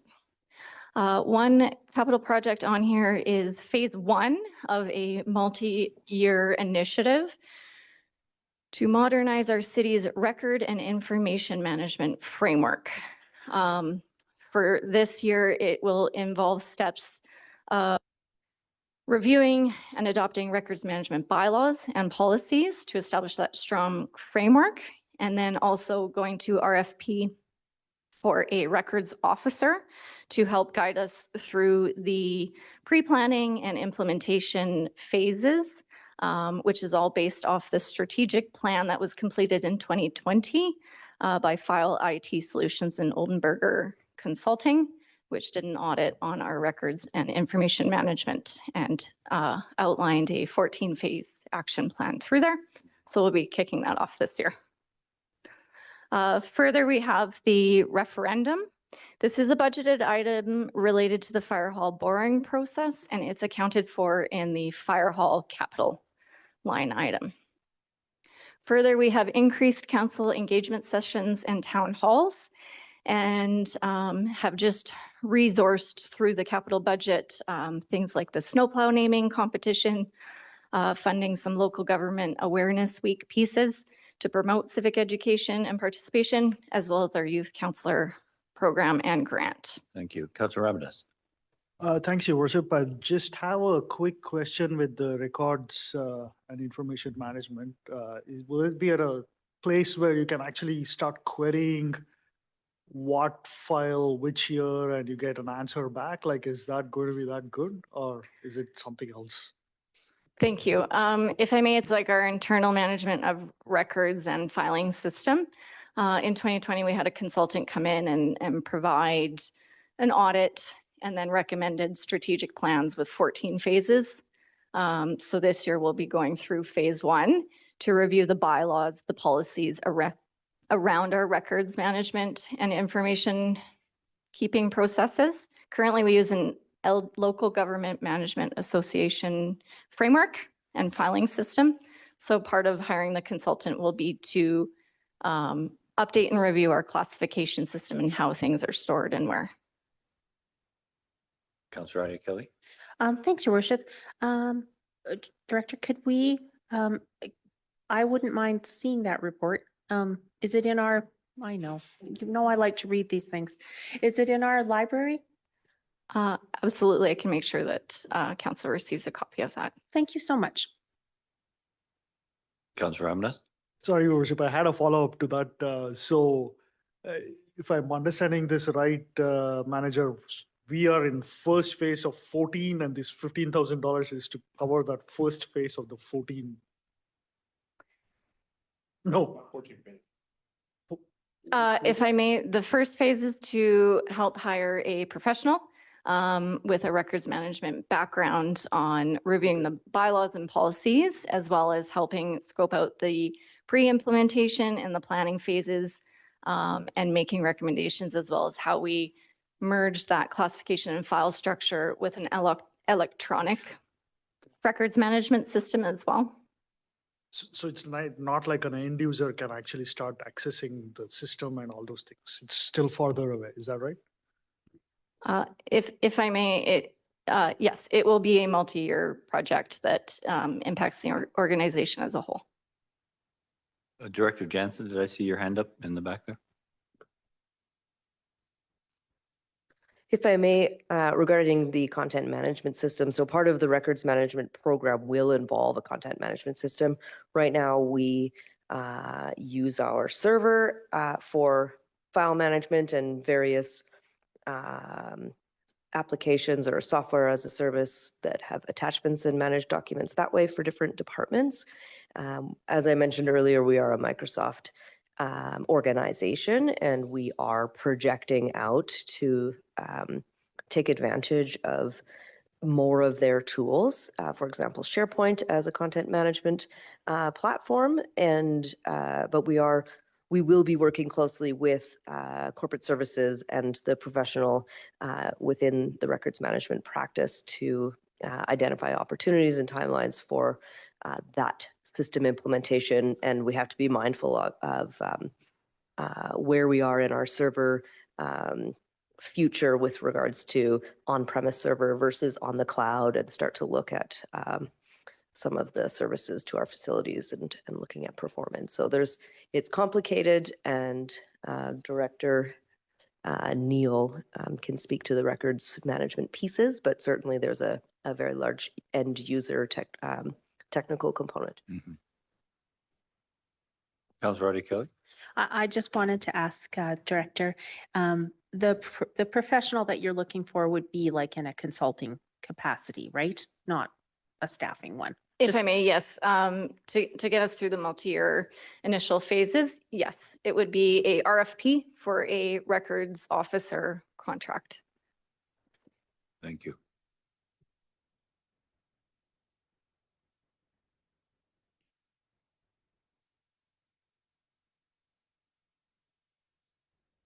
If I may,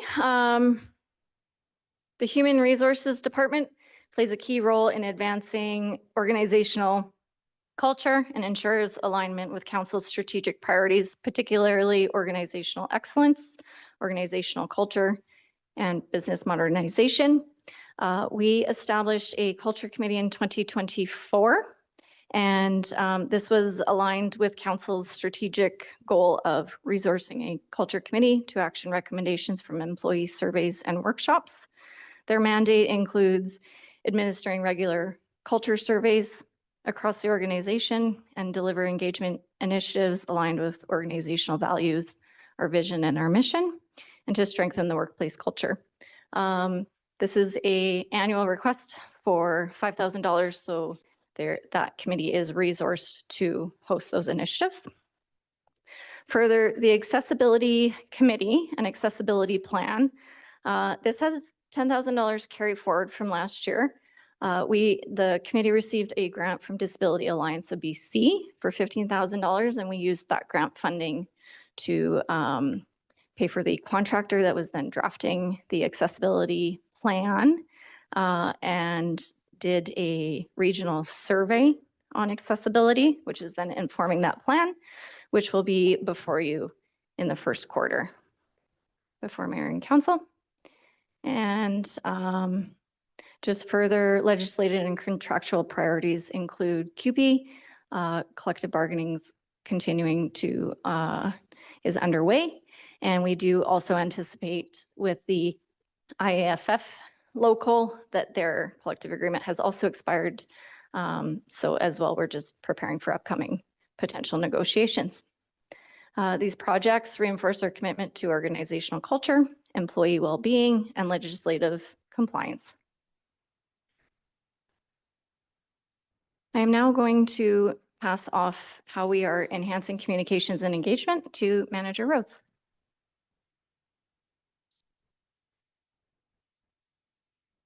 Thank you, and good evening, Mayor and Council.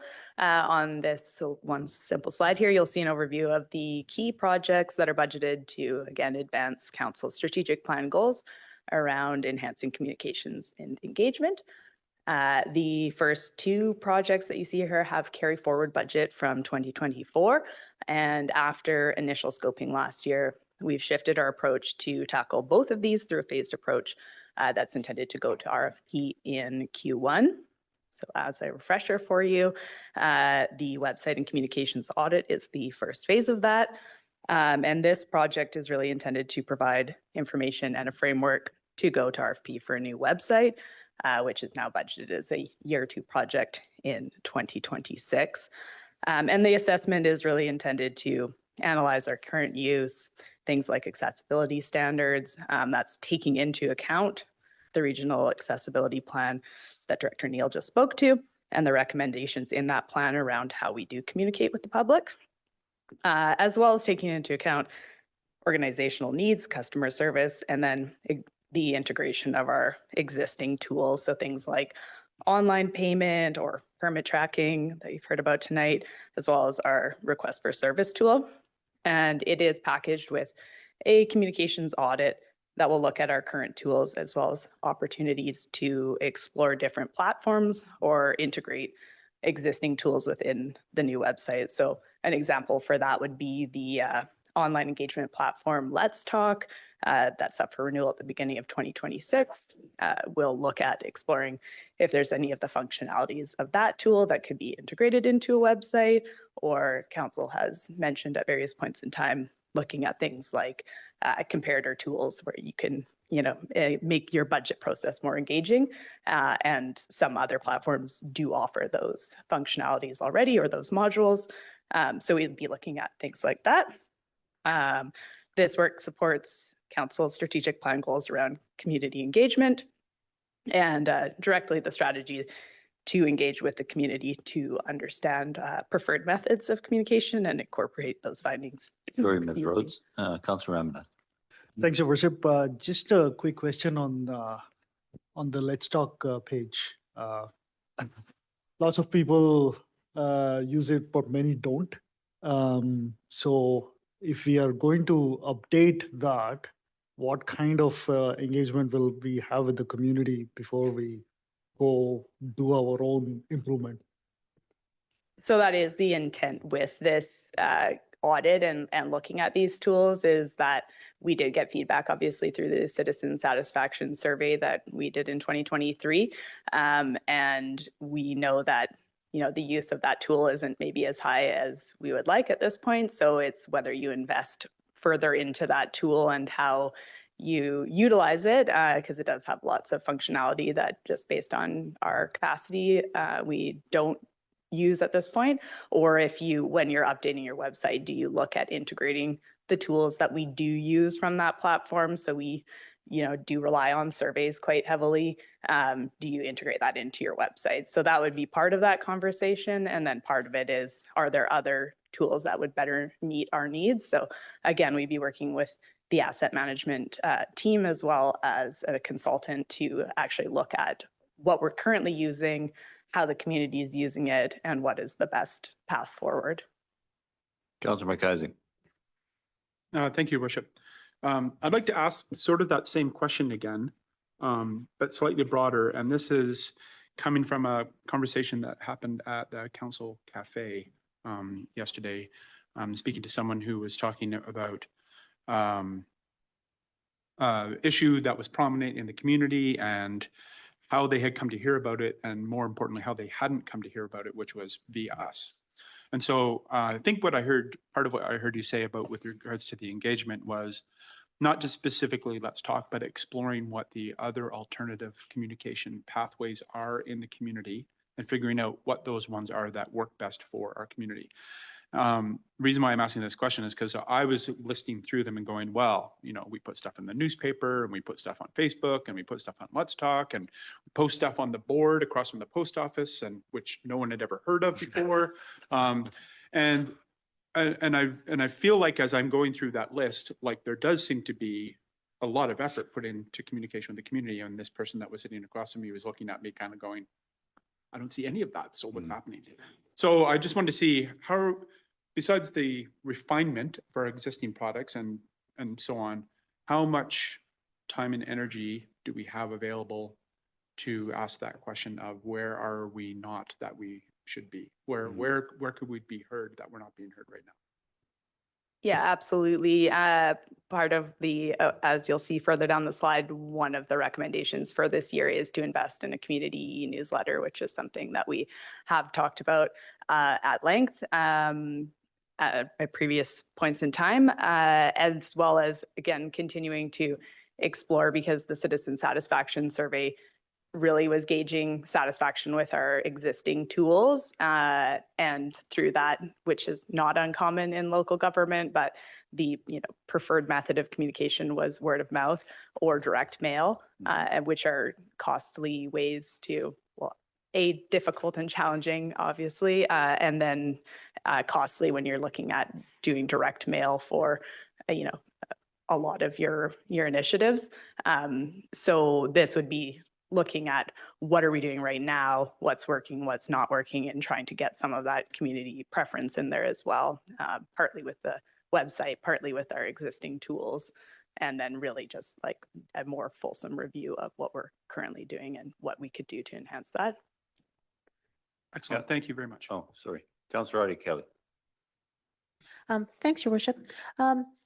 Manager, I really appreciate the work that you put into our first, well, it wasn't our first, but our first iteration of these citizen surveys.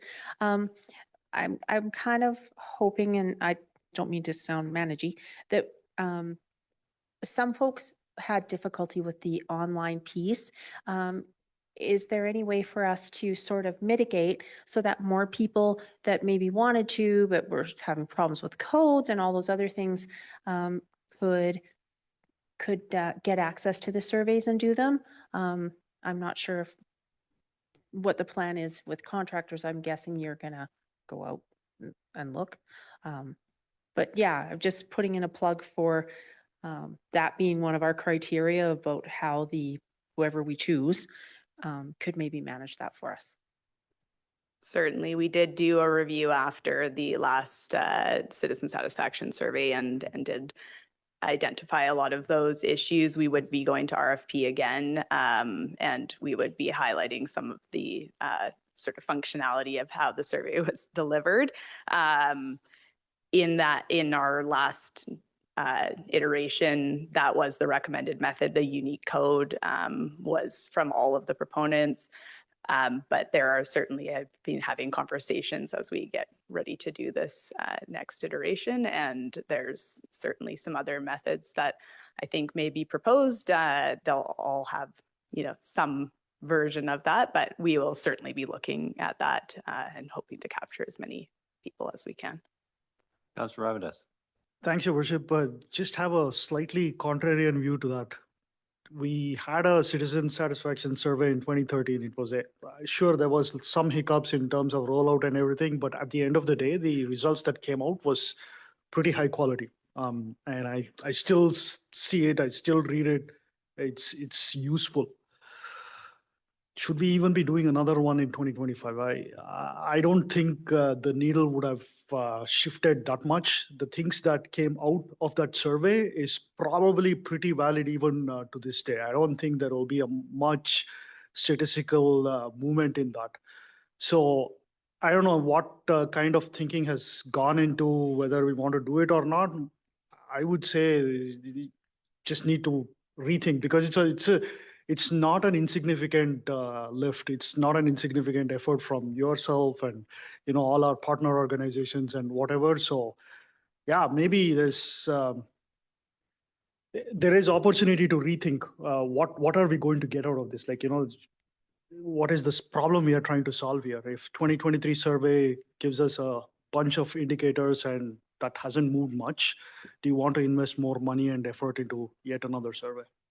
Yeah, it's a fair question. It's a difficult one to answer without doing a second survey to see, and even then 2 points don't make a line. I think you're absolutely right. Look, the dial may not have moved. It'd be an interesting question to explore.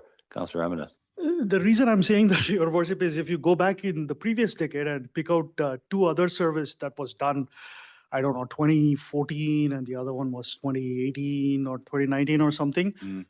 Again, there's not much of a difference. What you get today is exactly what you got 10 years ago. Not exactly, but there's a little bit of shift here and there, knowing the demographics has changed. But still, it's still the same thing. It's get your parks in good order, fix the roads, fix water. Those things haven't changed much. So I don't know. It's a fair comment. It's a lot of effort is all I'm saying. Yeah. Like, are you better off probably focusing on updating all the communication suite that Councillor McIsaac was talking about, instead of putting your effort on yet another statistical survey? Yeah, fair enough. To that, as part of our RFP and part of the contract that we had for the 2023 Citizen Satisfaction Survey, a component of that was to get a recommendation from the consultant about the frequency, and that was where we got the every 2 years was their recommendation for an appropriate time frame to repeat that. Different communities do different things, obviously. Some communities do it every year, as historically we did prior to going to this statistically valid and using a dedicated firm to do that and do the analysis. Some communities do a touch point on their second year or their every other year. That's a little bit smaller. But we did also integrate that the results are very much embedded in the performance measures for council's strat plan, which doesn't mean you can't amend that, but the data that you would get from that is intended to give you that indicator of how you are doing, and give the public an opportunity, the community an opportunity to weigh in on how they think council, the city staff, what their satisfaction is with our surveys. It gives us the information to know whether or not we need to dig a little bit deeper into something else. So we got, initial preliminary data around our communication and our tactics that we're using that tell us where we need to maybe focus some more attention. And then from that, kind of look a little bit deeper into that. But it's certainly a discussion that can be had. before we move forward with that. Thank you. Yeah, Um, I think that was a valuable question. Thank you. On the citizen satisfaction survey, our intent had been, again, to shift, make a recommendation for this year to shift it earlier in the year. That's just doing a look ahead and noting that the intention is to be going to referendum for the fire hall in the fall, as well as the timeline for the OCP has the sort of major components of the public engagement for the first phase of the OCP kicking off really in earnest in the fall. So when we would bring back that recommendation, we could also have a discussion around council's desire to move forward with this initiative. And so I leapfrogged over my public engagement framework, which again, as I was saying, intending to use the information that we get from the website and communications assessment to help inform that piece. But for this project is really related directly to council's community engagement goal again, and it's specifically the identified strategy to develop and implement a consistent framework and delivery model for community engagement. So the intent with this would be to standardize through policy the city's approach to how and when we do engage the public, which would provide council, staff, the community, all clarity and some consistency. So clarity on how public input can help shape decision making, and having a consistent approach it will ensure that resources are allocated effectively, the approach is equitable, and it could create should create long-term efficiencies. And included in the budget that you see there is support for both creating that framework as well as a toolkit that would help staff for determining how and when to engage, and then to deliver a consistent and effective public engagement program. And since I've already touched on the citizen satisfaction survey, again, the recommendation did come from the consultant on that, as we had asked for that. And the final project on this list is a community e-newsletter, which we also briefly touched on. This would be funded from, the operating budget, but it is before you tonight because it is a net new ask, and it would also be a service level increase. So to let you have that opportunity to look at it, while it is a new ask, we have discussed this previously, and it is being proposed to support a number of council strat plan goals, both around creating awareness of our projects and initiatives, as well as our engagement opportunities, and then as well celebrating achievements. It's supported through the data from the 2023 Citizen Satisfaction Survey, and critically, it gives the city another avenue to reach people that isn't as costly as direct mail or paid advertising. And as we embark on some very significant projects like the fire hall and the OCP, and also having just moved through some significant education campaigns, including water restrictions and the organics rollout, it was identified as a significant gap in our current tools that we have.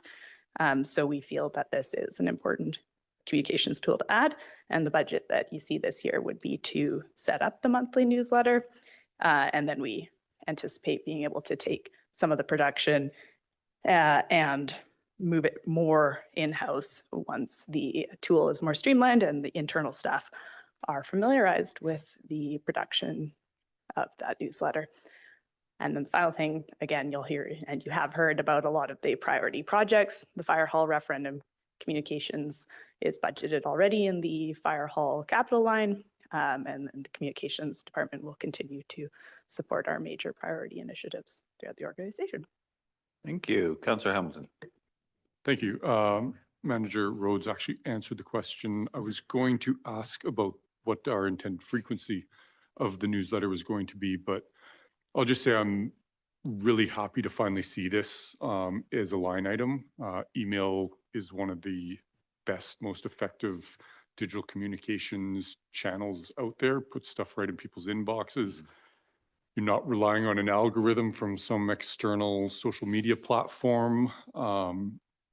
And I think we only need to look at the RDEK and the successes that they have seen with their email newsletter communications and the effectiveness of getting information directly to the people that need it to see the value in this. So I'm happy that this has been itemized finally.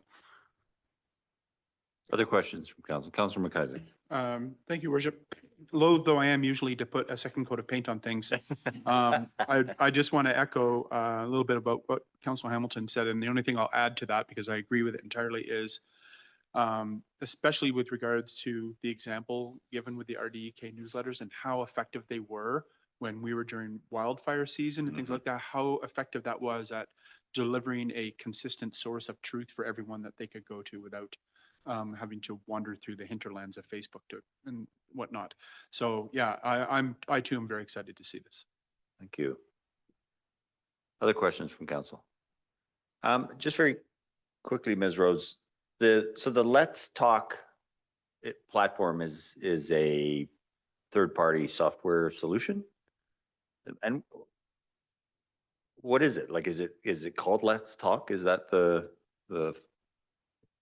It is now Engagement HQ, so it's an online engagement platform. And so there are other online engagement platforms as well that, when we went with what was at the time Bang the Table, that was very widely used throughout local governments. They've subsequently been purchased by Granicus, I believe.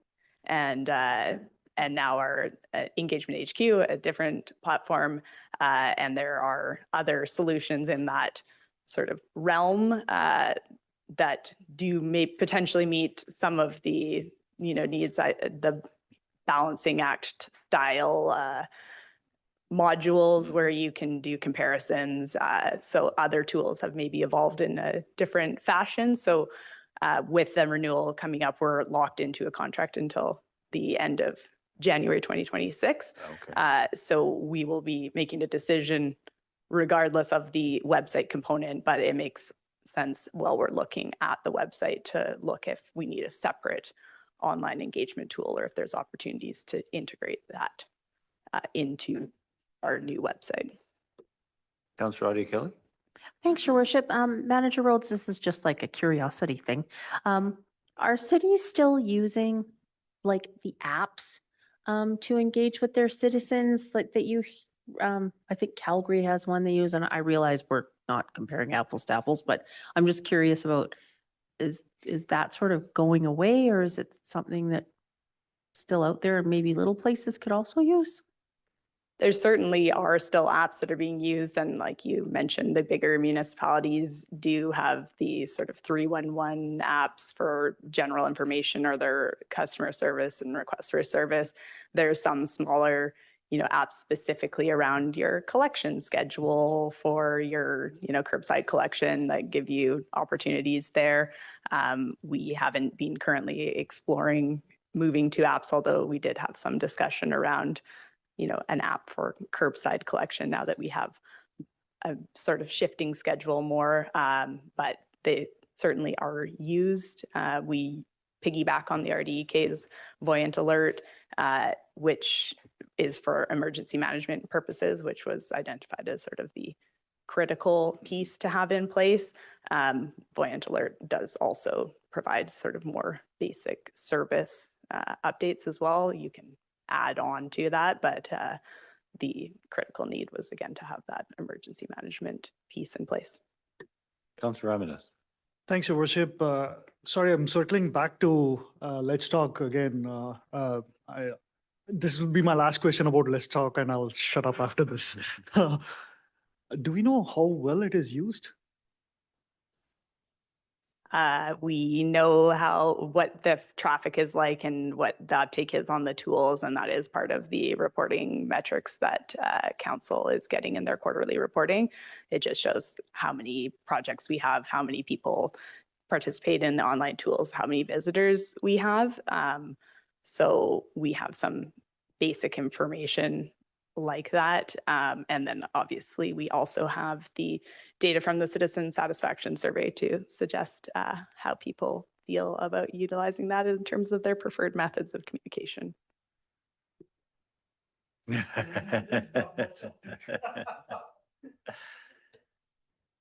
Other questions for Manager Rose? Mr. Barnowski, you had your hand up? Just as an illustrative example, in the last week, there have been 160 unique users on the Let's Talk. So it's not as popular as a Facebook page, but it's not nothing. Yeah. Yeah, Mm. that's not a bad result, I think. Yeah. Thank you, Manager Rhodes. Councillor Audie Kelly. Thanks, Your Worship. I just wanted to say I missed getting to say to Camille, sorry, Director. Kudos to the culture team. I think that it's actually really valuable because a workplace that's functioning and happy is a workplace where people want to stay, and that really equates to less expense, right? Hiring and training and all those things. And I just want to say, like, kudos to that group because they're doing some really great things. And it's nice. It's just nice to see. Councillor Ramirez. To what Councillor is saying, I just wanted to follow up with a question there. Just remind me, is that just focused on union workers, or is there a mix of union and non-union workers in that committee?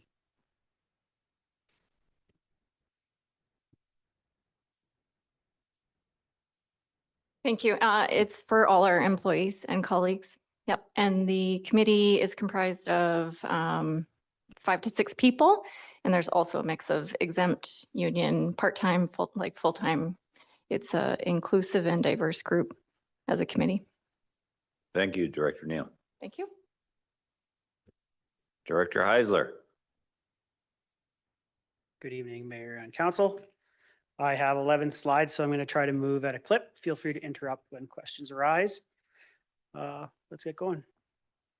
First on our list is the CNL right-of-way. First off, this slide is kind of combined water and wastewater projects, and then the last one also incorporates parks, facilities, and recreation, but I'll get there when I get to that one. For the CNL right-of-way in December, Council provided early budget approval to recost and confirm design and pursue a grant. Design and costing are underway, and we should be seeing some early results soon and likely an update to Council in late March. You'll see on the slide there early budget approval. That's just how I'm indicating the year 2 approval or the early budget approval that Council has already seen. I do also have an answer from the operations meeting. I was right that the costing for the CNL in 2019 was 7 million, 6.85 million. It was a Class B estimate with a 15% contingency, and that's the same target we're hitting with the recosting. I'm not sure which. I think it came from a couple of councillors, that question. Councillor Ramirez. Thanks, Your Worship. So 15% contingency on $7 million that was back in 2019. You're saying that we may be coming in the same ballpark, or did I mishear that? We are anticipating a Class B with a 15% contingency. We don't have an The idea on number, okay, have the sorry. costing yet. Nice try, though.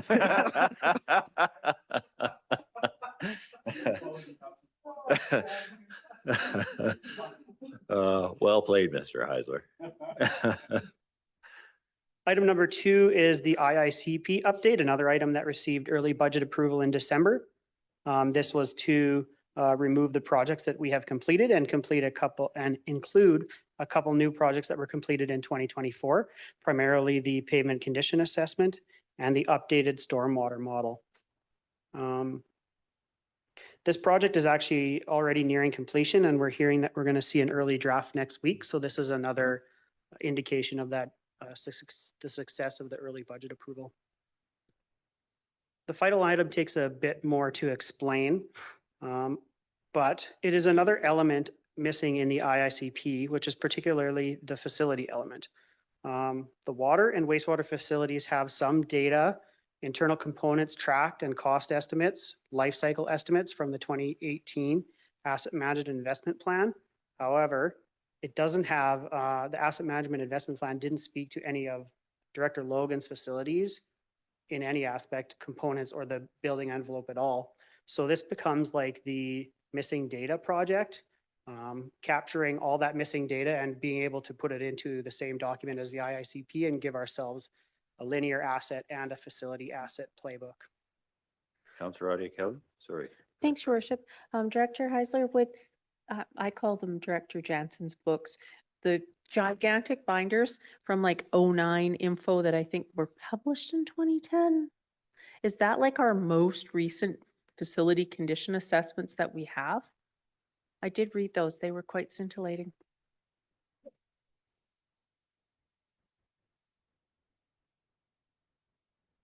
Oh, Director Jansen.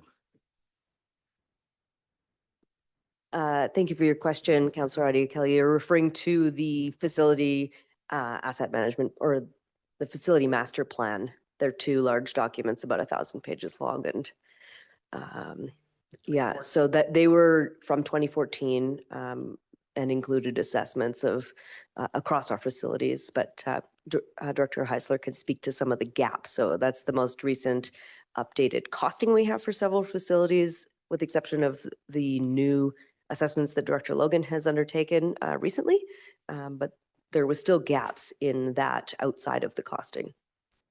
Thanks. Yeah. And like more than 10 years old now. Councillor Amados. Thanks, Your Worship. Sorry, this is kind of a weird question. With the linear assets, I agree. IICP from 2020 has the priorities set up, and you guys are pretty confident that they're all okay. And now we are moving into facilities assessment to get better costing, pricing, conditions and whatnot. But at the end of the day, there's a lot of experience in this team, and you guys already have an intuition of which one needs the most critical investments, which one is okay, which one is fairly good. Does your priority going forward change much, even without the proper asset management rigor put into facilities management? You know what I mean? Like you already know, like for someone like me who's been here for the last 15 years, I can say which are the facilities that are in like bad shape, which are not so great, which are pretty good. So what I'm trying to get at here is, if your goal is here to prioritize which facilities to go after, does it really matter if you don't have like the most accurate last decimal point level detail on what facilities are? Yeah, I can jump in there. That's kind of speaking to my next point in this discussion. Assessing those facilities, I'm lucky in water and sewer to have like the internal components. I can see what the best practices are to replace them, where I should be planning those. There was council adopted a 25% extension to those life cycles in 2018. You can start to see where that didn't really work out for us in certain facilities, but unfortunately on the other side, in Director Logan's world, we don't have any of that. So that's a big gap on his side. Giving us that playbook to start with is going to be kind of obviously the most costly step, with, our estimate at 300,000. Going forward though, now we kind of know that, like, to update my side, the water and sewer portion of this project, I know when stuff should be replaced. I'm already building a spreadsheet when we should be expecting replacements. I just need updated costing. From his world, it's a lot heavier lifting. They need to document and catalog all those components and give us those best practices guide. And then that can all go into future capital planning in the IICP, as well as asset management software in the future too. So it becomes a benefit on that project in the future too, gathering all that data ahead of time.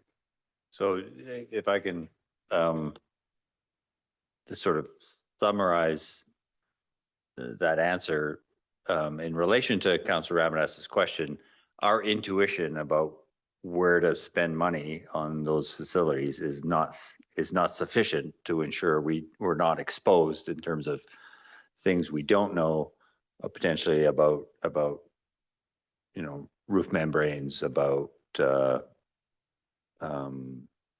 HVAC units, et cetera, like, Yeah, like without speaking for Director Logan himself, my facilities are simple: pumps, pipes, SCADA, electrical. Mhm. When we get into something like Max Turk, City Hall, historical buildings, yeah, it's a lot different story. thank you. Mr. Baranowski. Thank you. And I appreciate it may not be top of mind, but if you are willing to provide the facilities and engineering and public works teams with unlimited budget, I'm happy not having an asset management plan and trusting their intuition on where they spend that money. Because then I know that I'm not putting our community or my employees at risk.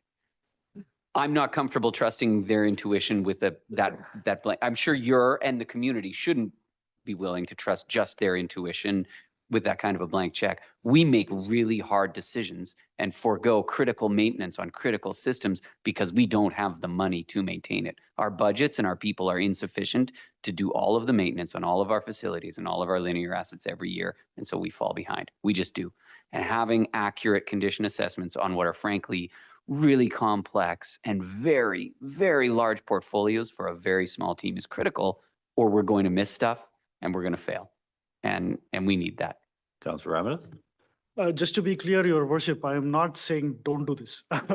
And what I am trying to get at is if I have a work plan for 2025 and I say asset A, B, C is what I should be looking at, like to what extent does this analytical work help you in prioritizing, right? If you're going after A, B, and C, you would still probably go A, B, and C, but with, you know, a little bit more granularity with this analysis in hand. You know what I mean? Yeah, but I fully support this work. Mr. Barnes? If I may, and it wasn't my assumption that it was a direct criticism. It's just it really is. We're going to miss things, and their intuition and their knowledge is invaluable. But we do need comprehensive assessments. Yeah. Yeah. Mr. Logan? We don't miss things. Joking. So just we're not even going to touch that. Just to add a little bit of color to the previous facility master plan from 2013-14, where it fell short was actually implementing the data that was created there, and there was a number of reasons why. Employee turnover was one of them. The intention after reviewing that request for proposals was actually to take that data, have those consultants take the data that they developed and enter it into some sort of software that staff could use then to carry on the maintenance for the next 20 years. Part of this project that Director Hausler and I are going to be working on hopefully next year is to bridge the gap of that report that was done in 2013 with the knowledge we've gained through roofing assessments, through radon reports, through hazardous material inventories, latest building code requirements, accessibility upgrades, and looking at it with the lens of all of that and consolidating it in such a way where then we can put it into our asset management solution to then start managing it. And the hope is that this provides council with the level of detail in order to make some tough decisions regarding our facility portfolio. What can we afford to keep? What's on the verge? What do we want to keep maintaining? So hopefully it provides clarity at the end of the project and bridges the gap of where the IICP is silent with facilities, if that makes sense. Yeah, it does. Councilor McIsaac. Thank you, Worship. I think that Director Logan just briefly touched on it there, but I have to imagine that this kind of work too is necessary just from an institutional knowledge perspective. You know, that staffing changeover, you know, yes, I believe our staff know our facilities very well and I trust their expertise and intuition and so on, but they don't stay forever. And then that institutional knowledge is lost. And so ensuring that it's enshrined and written down somewhere that people can continue to work from that plan over the long term, I think is gotta have some value. Yeah, I think that's fair. It's the old saw about, you know, processes separate from the people so that we maintain that knowledge. Councilor Ramada? Thanks, Your Worship. And while on this topic, is there any thought around how to make this durable? When I say durable, what I mean is, I don't know, in 2035, some young up and coming asset manager sitting there can like plug in some assumptions and don't have to like go through this song and dance and still be able to prioritize assets. Like, has there been some thinking gone into that, not just for facilities, but also for linear assets? Or is it like you do this and then there is an expiry date and then you got to do all this all over again? Through to council, I think the preference in my department is to commit to like a 5-year renewal of the IICP and keep refreshing through like ad hoc roofing assessments from Brett's world and routine inspections from our world, and kind of keep assessing and keep building that document as our kind of go-to book for linear and facilities. There's another component to that, which are kind of assets that don't fit into those buckets, like maintenance obligations out of the lagoons. But that's where we can meet with our teams and fill that gap internally ourselves. But as far as best practices and help prioritizing linear assets and facilities, I see the IICP as our guiding document and committing to some type of a renewal every 5 or however many years we feel is appropriate. Mr. Logan? And then just to go back to Councillor McIsaac's questions around reserve balances and whether or not we're contributing enough. This work and the ISCP, the end result in that is probably a pretty good picture of where our reserves should be at, the contributions year over year, in order to meet that need of the funding gap in order to meet said facilities. Yeah. Thank you. Councillor Ravenous? Sorry, Your Worship, this is my only opportunity, so I'll ask this question. Like, how exactly does someone assess courthouse and city hall and all these ancient structures? Like, I'm just curious. I'm not going to answer that one.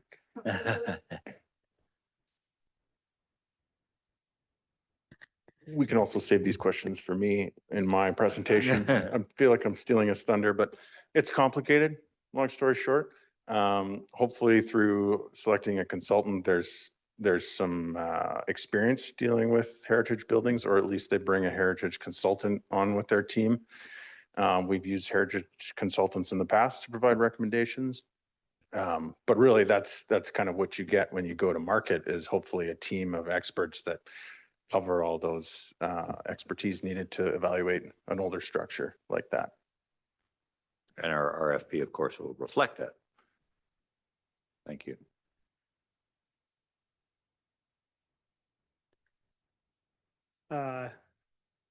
Next slide, please. All right, so we're moving into the water system. The first project on the list is related to the water meter grant application going forward right now. Staff is recommending $23,000 budget contingency for the water meter investigation in the event that the grant has failed. Then we can continue forward with this council resolution to investigate the various items that were identified.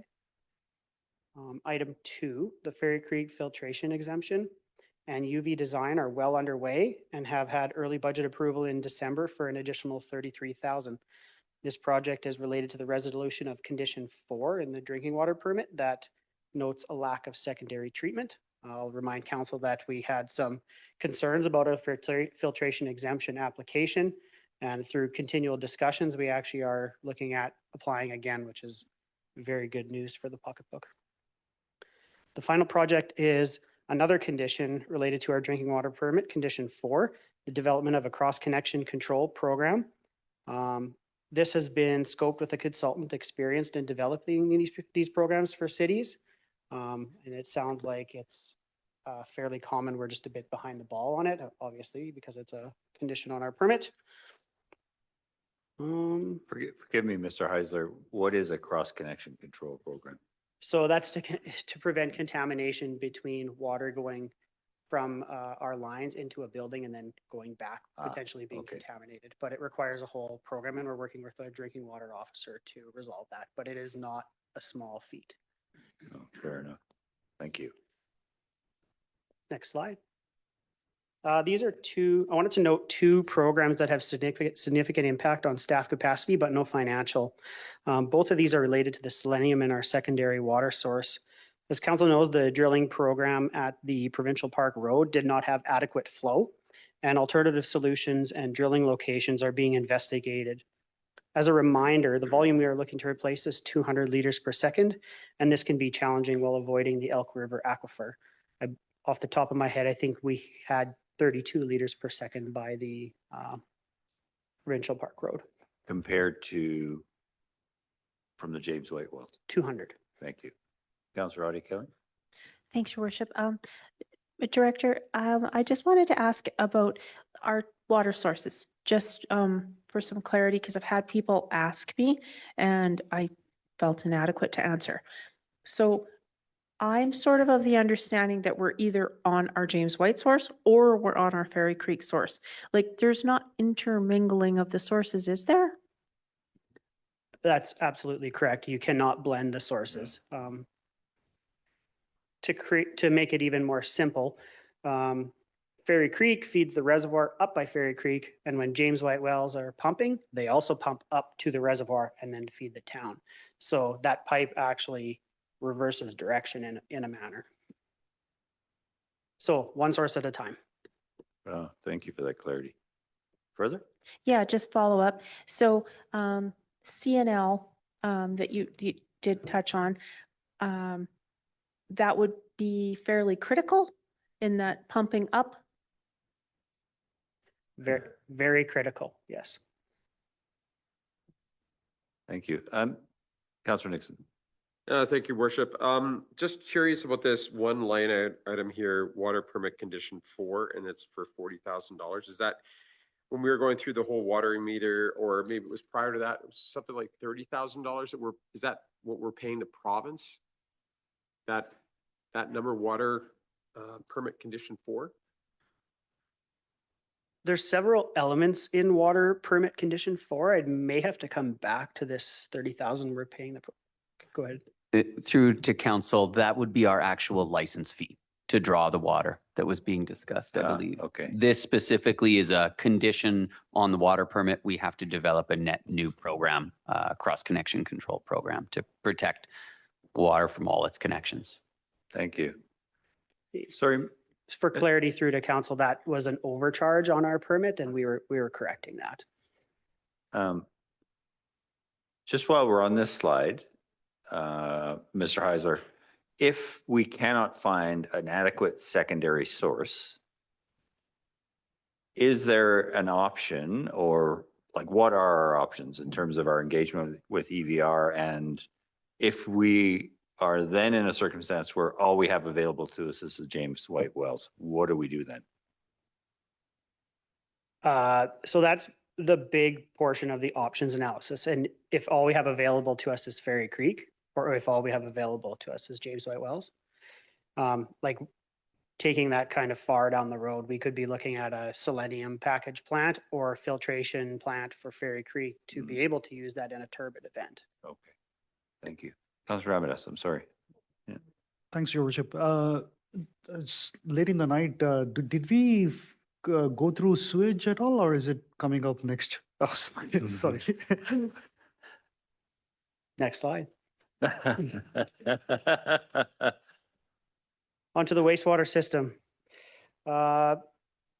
So the ask for the wastewater system compliance, this was based on our letter from 2019.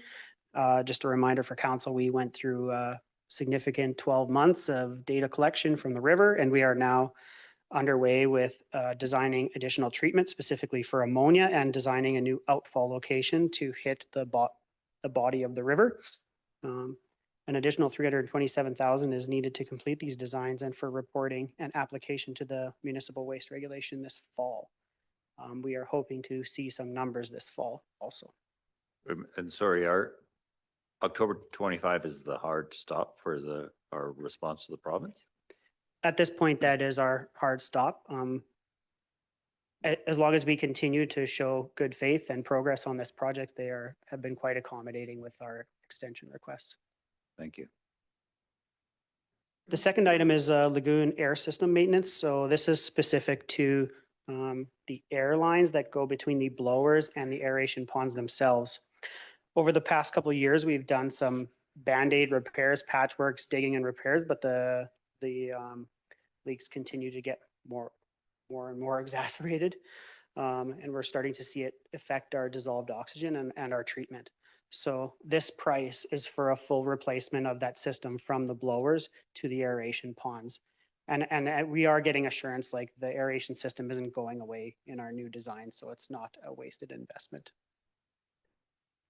And sorry, we're replacing components of the existing system. It's not an enhancement to the system. That's correct. We're just replacing as is. Okay. The last item on the list is the Riverside PLC. Unfortunately, this has failed this year and requires a full replacement. Additionally, this will update it to a cellular connection to improve stable communications. I wanted to touch on a topic that was briefly touched on earlier. In 2016, when I started, our system was all radio communication, and it came with complications when we had leaves. There was employees going out and turning antennas and stuff like that, or heavy snowfalls. We would have comms getting dropped. So we started changing some of our facilities that gave us problems to cellular. So Burma Lift Station, the blower building at the lagoons are on a cell card, and we'd like to put this one on a cell card too. But unfortunately, the PLC, we suspect it may have been a brownout that fried it, and it's not functional right now. So this is one, when approved, we'll get moving on it pretty quick. Can I ask, just because I see Riverside Lift Station, there was a project, I think when we first started, for design of a screen for that station. Where are we in that project? Yeah, we'll get a more wholesome update on that project to you at a later date. But unfortunately, we were looking at either fitting a screen in the building or fitting it outside the building underground, and neither of those really worked out for us. So we're looking at essentially designing a new facility. As a reminder to council, that is the one lift station that goes in after the main sewage pumping station and is unscreened material. So that was the tipping point to looking at that. Another complication in that project was also measuring the pressure from the force main pushing past and seeing what we needed to design to overcome that. So we're in that part of design. Okay. Councillor Ramirez? Thanks, Your Worship. I also now remember that comms center on 10th Ave and 12th Street, I think, by the park. By the 13th Street, yeah, by the sorry. bubble park there? By the park, has it been fixed? The 10th Ave lift station is what you're speaking to? Yeah. We are nearing a complete design on that. Okay. Funny enough, the early cost estimates of that design are what are throwing our concern about the numbers in the asset management investment plan from 2018. They are not close. I'm glad some councillors are optimistic. It's not cheaper. All right, next slide. Fleet. So following the fleet replacement plan staff developed in 2024, we started building a capital replacement spreadsheet using life cycles in the plan. 14 units are due for immediate replacement. However, staff is recommending these 4 as they are the most critical. We are also looking at phasing the remaining units over the next few years, as 2026 is committed to the $2.4 million ladder truck. I would say, as far as I can tell right now, I would say 4 years considering that ladder truck, and we would be back in line with our just renewals within time. Councillor Ramirez? Thanks, Your Worship. Has there been any analysis done with regards to leasing, renting versus owning kind of stuff that we do at mine sites? Not within my department. But since my arrival here, it was the direction we had received was we replace, and leasing wasn't an option. So that would be something we would have to open up as a project and analyze. Yeah, further? Thanks, Your Worship. Is it worth thinking about it? Like if there is any cost saving opportunities instead of, just trading your OpEx to leasing costs? Yeah, I mean, there's absolutely no harm in doing the extra math. Every unit we buy, see what leasing cost is. Mr. Logan was whispering in my ear that we did do some of that math on leasing a new Zamboni, which is here in front of you. So I don't think it quite worked out with leasing that, but yeah. Mr. Heiser. Just a bit of historical knowledge too. In 2017 or 18, one of those winters back there, we cracked 2 frames on 2 graders. So we actually ended up having to rent, and those costs were very high, like $17,000 a month. And then if you have a month where you're not getting a bunch of snow, you have a grader sitting in the lot. You're paying a lot of money for. So yeah, quickly, the 4 units that we identified as most critical were an 06 loader, an 09 Vector, a 96 Zamboni, and an 03 sweeper. Additionally, in order to support service delivery and better understand our services specifically, like snow and ice control, and to support our team, GPS and dash cams on fleet are being recommended. It also provides us support for operators and bylaw in the field and a safety element if required in the need of incidents. We had discussed making a front-facing portal similar to Cranbrook's, but that was a big can of worms. This is simply just for like our internal use to ensure that, okay, we have made it to 12th Ave today, things like that for snow and ice control. So kids can't go on and see where Darth Blader is. Not yet. No, okay. Fair enough. Next slide.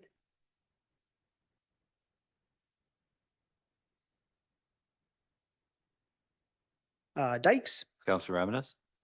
Thanks, Your Worship. Just wondering, why is it $50,000? Is it that expensive? I know it's a fleet. There are several units, but still 50 grand? Is that? Yeah, we would have in the ballpark of 40 units, light, medium, heavy duty. And there's, from my initial research, there's 2 models, one where you own the hardware and then just pay a smaller subscription fee, or one where you kind of lease the hardware and then pay more.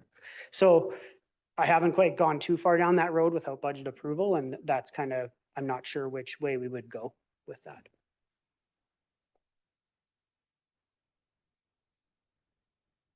Diking. Montview Dike, primarily, well, 100% grant funded, but primarily focused on repairs to the bin wall. This, as council remembers, kind of tried to capture a whole bunch of the Montview Dike, but then when the extent of the damage to the bin wall was understood, that project is primarily focused on that bin wall now. This construction will occur this year. Tenders were received yesterday, and like Director of Finance said, 9 were received, which is quite good. And also the 3rd Street Dike design is underway.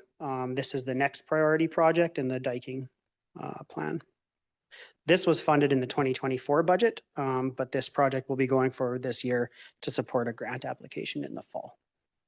Sorry, Mr. Heiser, the bin wall repairs, are we opening up that bin wall, or is it mostly grout, and what exactly are we doing? I think it's going to be opened up quite extensively. Okay. Yeah. So it's a The significant- concerns were that it was fairly hollow, and I think that was confirmed through the analysis. Thank you. Next slide. Streets. The text is getting a little small here, but we'll carry on. For the streets program, the annual roads rehabilitation for 2025 is focused on the Cedar Avenue Hill and a connector between the multi-use pathway on the uphill side and a sidewalk on the downhill side.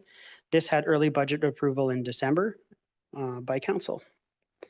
The next 2 are street modification investigations. The Maintown traffic analysis was developed based on concerns from SD5 and related parties such as the PAC about crossing, lighting, and traffic flows around Isabella Dickin Elementary School. Staff proposed splitting the cost with SD5, and the city's portion of that analysis would be north of $7,900. At this time, staff is uncertain of SD5's funding, and this project would be on hold until that was confirmed and committed. The next three projects. Sorry, I apologize, Mr. No, go ahead. Advisor. We're confident it's, I'm going to use this phrasing and it's not necessarily, it's safe enough currently? The primary, it's such a can of worms. The primary concern was lights at Second Ave and 13th Street. Then a whole bunch of other elements came out, one wing, First Ave, Second Ave around it, and other small elements for like related to bus travel and stuff like that. Right now, we want to traffic all of the pedestrians across the lighted crossing on Third Avenue. So that's kind of the way our sidewalks are cleared or in our snow and ice control plan. But obviously, in reality, that's not how it works. I drive by there every day and you see the crossing guards out assisting with traffic. But a full analysis of that area is kind of what we've scoped out here to address all those elements. And then splitting that with SD5 was our proposal quite early last year. Yeah, no, I appreciate that because in conversation with bylaw, it can be a bit of a gong show down there and people, you know, parking on both sides of the street facing the same direction and two-way traffic, like they get pretty busy sort of trying to, there's a huge education piece that's required even the way it currently exists. Councilor Ramadath. Thanks, Your Worship. Super excited for the Cedar Avenue upgrade there. Every year, new street project comes in. I'm one of the most excited people in town. This particular thing, like I might have asked this question before, so apologize if I'm repeating myself. We're confident about our public engagement plans and everything on this one. Anything that you might think will surprise you that you have considered? And you know why I'm asking this question, right? Because of previous road rehabilitation issues we've had back in 23 and 24. Yeah, I think this project specifically, and only this project at this point, is a fairly lower heat score because we don't really have private property anywhere up against it. So, you know, we're just coming up the hill, up the curves, renewing them up and tying them up to the sidewalk. And there's like the first two houses coming up the hill may have some construction in front of them, but that would be about it. But is there any enhancement to that walkway that parallels Cedar Avenue? Is it pretty much remain the same? Climbing the hill or up on the residential street? Climbing the hill. Climbing the hill will pretty much be renewed kind of as is, refreshed, but the components that need to be addressed are the light posts need to be kind of moved out of the center of the pathway or back or forward. Yeah, no, that's fair. Thank you. Okay. Sorry, I just lost my spot. The next three projects have a similar scenario for council consideration. So I'll speak about it in this one and then I'll kind of refresh in the next two. The downtown speed reduction and school zone analysis was triggered by two components.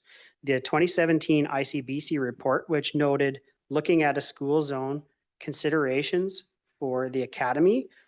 Following that report, KDS was developed on the other end of downtown, and they have been in contact with staff recently for similar school zone considerations. Initially, looking at kind of the distances from those school zones, there would be a block, maybe two in between that would not be a reduced speed zone. So this project is kind of looking at reducing that entire strip and putting up signage for school zones. Additionally, staff had discussed with ICBC, they have a program which could fund 50% of this study as it is a traffic improvement study. However, this is just the study alone, just to be clear. Staff did want to note that on this project and two on the next slide, that we do feel comfortable doing an internal assessment of this and a simplistic design and accompanying budget to execute without doing like a full project. However, if council is looking for a detailed report that includes traffic analysis and those types of elements, we would end up back at this type of a consultant-based project. And we wouldn't be able to guarantee that ICBC would be at the table willing to fund 50%. For example, we got 2 more of these funded by ICBC on the next slide, but we also came back to them looking at the Isabella Dickin Baintown North traffic analysis, and that was not an option for us to have that funded. Oh, okay. I don't know if anyone else has received this suggestion for downtown, but between 4th Street and 7th Street, several people have suggested making every intersection in downtown a 4-way stop. That could be part of the analysis or investigation for sure. Like, You certainly would, it's traffic calming if nothing else. so yes, let's jump to the next slide and then we'll go through the other. Oh, wait, we're here. All right. So these are the council resolution projects. These are based on resolutions, all 3 tied from resolutions in 2024. Just to discuss, the first 2 are traffic engineering studies to address council resolutions. The first relating to 4A traffic calming and the second related to Mount View pedestrian calming, and have been scoped out by staff. Again, ICBC is willing to fund 50% of them through their road safety program should they be approved. Once again, these projects are quite costly, and they include road safety engineering, data collection, such as video review, traffic counts, evaluation of alternatives, and a generation of a Class D estimate. This would be considered the most fulsome analysis similar to one on the previous slide. Should council wish to avoid these capital costs, staff are prepared to bring forward a more simplistic review of the traffic concerns, summarizing available relevant guidelines and traffic patterns and propose cost-effective solutions, but would not undertake traffic analysis or significant intersection redesigns. Once again, if council prefers to have a more comprehensive review and information, staff would recommend the consultant project, half funded by ICBC. Sorry, Councillor Raminas, what does a more simplistic view cost? The design, we would develop a cost estimate to implement, but we would do the design in-house. And you would get like option A, option B, and a rough, let's just say Class D estimate in-house. But we wouldn't be doing traffic studies or traffic counts or that type of stuff. I guess from maybe I'm missing something. From my perspective, it's hard to know. 50% funded seems like a great deal, but without knowing what the internal cost would be of essentially doing that same work to admittedly to a lower level of detail, what that would cost. Yeah, like our internal discussions without cracking the project open were roughly under a week each. Okay. But to execute is a different. Yeah, no, that's fair. Yeah. Sorry, Councillor Raminas. Thanks, Your Worship. I really appreciate this coming back. Like I had forgotten, like 2 of these resolutions I put in probably in 23 or 24. I can't remember. So it's really nice to see this come back with an actual plan. Sure, we may not do all of them, but at least there's a path forward here. Hopefully, I don't know what the mechanism is. We just need to kind of inform the citizens who actually brought this up, and I can dig back into my emails to see who those individuals were, but we should have some kind of a way for us to communicate it back to concerned citizens who brought this up. Yeah, fair comment. All right, lastly, excuse me, the Cokato culvert redesign was directed by council to scope out a design solution. This is at the intersection of Montaigne Parkway and Cokato Road. Estimates received on the redesign costs and high-level construction costs are very high at this time, and staff is not recommending going forward with this project, as the annual cost for this culvert to CPKC are $5,000, and the return on investment would be decades and potentially outlast the infrastructure itself.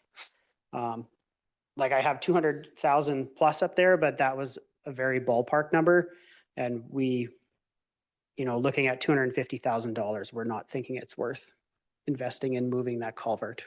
You may as well just pay the dues. That's staff's recommendation at this point. Next slide.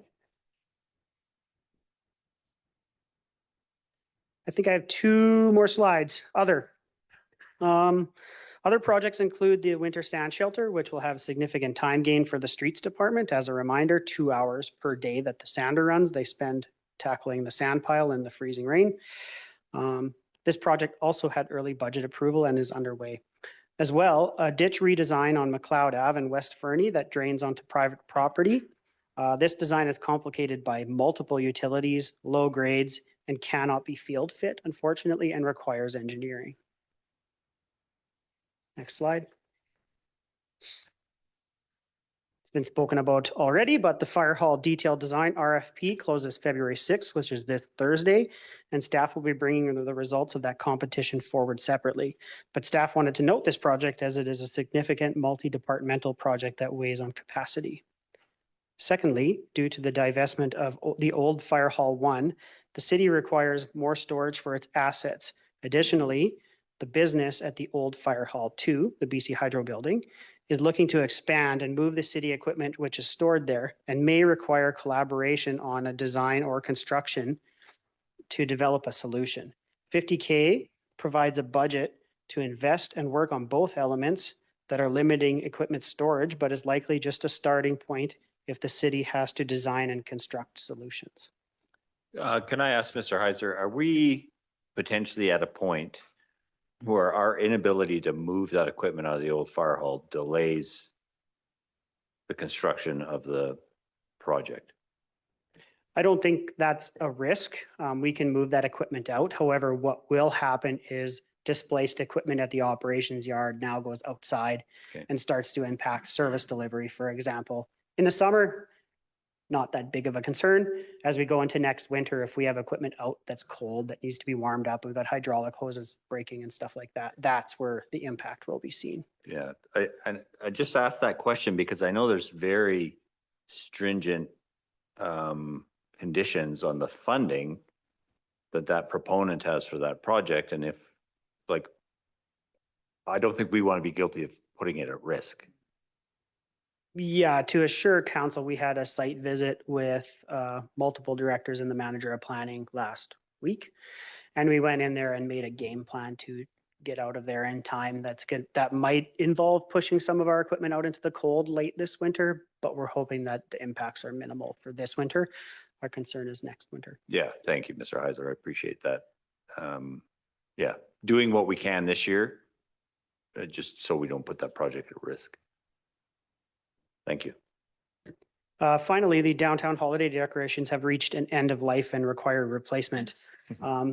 We don't know right now, but staff is looking into if this could be funded from RMI rather than taxation. And that's it for me. If council has any follow-up questions. I don't, but I don't know if anyone else has seen those downtown holiday decorations that are, the community runs a competition in the local schools and school-aged children design them and then they put them up and they're the most charming things you've ever seen. So just going to throw that out there as a thought. If RMI funding covers this, it might be something worth considering. Yes. Is that a comment on our current lights, Mr. Councilor McKenzie? Thank you. Thank you, Director Heiser. I'm wondering if we should, given that we have how many more presentations do we have this evening? There is fire and then parks and then planning and then back to finance with a 2-slide outro. So we're on slide 33 of 49. I would ask for a resolution to extend beyond 10 o'clock.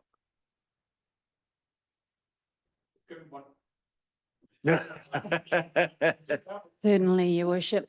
Staff do have 2 options to put before council. The first is to extend past 10 PM by motion. And the second. Not your favorite, I'm assuming. Council may make a motion to adjourn and continue the meeting at a later date, which falls under the Barino Rules of Order. Yeah. Thank you. Our, so, yeah, either or. Officer.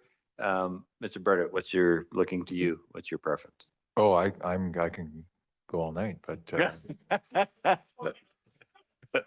A later meeting would just be on the 12th. We could finish capital and then go into the drill down. It's really up to council. I'd look to council. What are your thoughts? Are folks lagging? I know you've had a long day. I can endure your worship, but it's just that all these three items that CFO said are like massive. They are like, Yeah. I just don't want to make bad decisions. Understood. Yeah. Yeah. That's my biggest worry. So another day would be better in my view. So are we better off to postpone all the remainder of the evening and reconvene on the 12th? Understanding the 12th is also our deep dive. Why don't I, Your worship, mm, can we have 2 minutes to discuss as staff a secondary option? You mean a third option? Tertiary option, a third option? Yes. I'd like to just quickly chat with the corporate officer for a second. Yeah, There is no, a please. meeting on the 11th. I want to quickly look at the preview. I think there's a very meaty item on that agenda, and I want to confirm just a quick discussion, and then council may want to have this concluded, have a night to digest before coming in for a drill down. It's often very useful for council to hear information and then not be going directly into drill down and questions, but have a night and day to think about it. Yeah, absolutely. Okay. Take the moment to Thank you. to confer.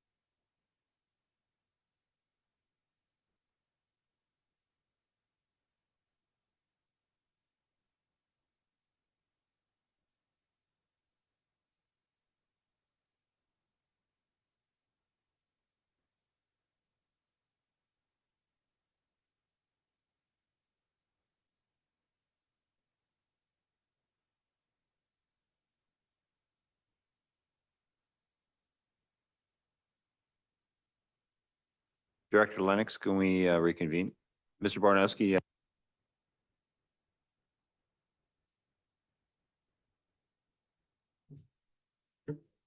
Thank you, Worship. If I can, corporate officer confirmed, we have the building bylaw on Tuesday, the 11th, as our main agenda item, and then AKBLG resolutions. That's likely to take some time, but I think parks and fire and planning are probably going to be weighty, so it would be worth using the remainder of that Tuesday, the 11th, and then keeping the 12th for a drill down and discussion, anticipating you'll have questions and want to discuss further. And Mr. Burdett still has a few closing comments for tonight, if I can recommend that as a process. Well, Councillor McIsaac has also suggested as a possibility adjourning and reconvening on Thursday evening, and then look around to council if that would potentially work for council. But it does mean certain folks from staff have to stay late on that evening as well. Mr. Burdett? oh, it's also the availability of this building. That is, yeah, that's true. Yeah. Because I booked these dates in November. So, Yeah. No, fair. Yeah. Thoughts from council? Councillor Hamilton? I'm happy to plow through, but as I think Councillor Ramadas said, it's getting late and making smart decisions when we're tired is near on impossible. So if we can find a time to reconvene the meeting, I think that would probably be my preference. So then shall we call it, to tack it on to the end of the February 11th meeting? Does that suit council? And staff mostly likely have to be here anyway, so we're not creating another issue and we already have the space booked, so. Corporate Officer McElwee?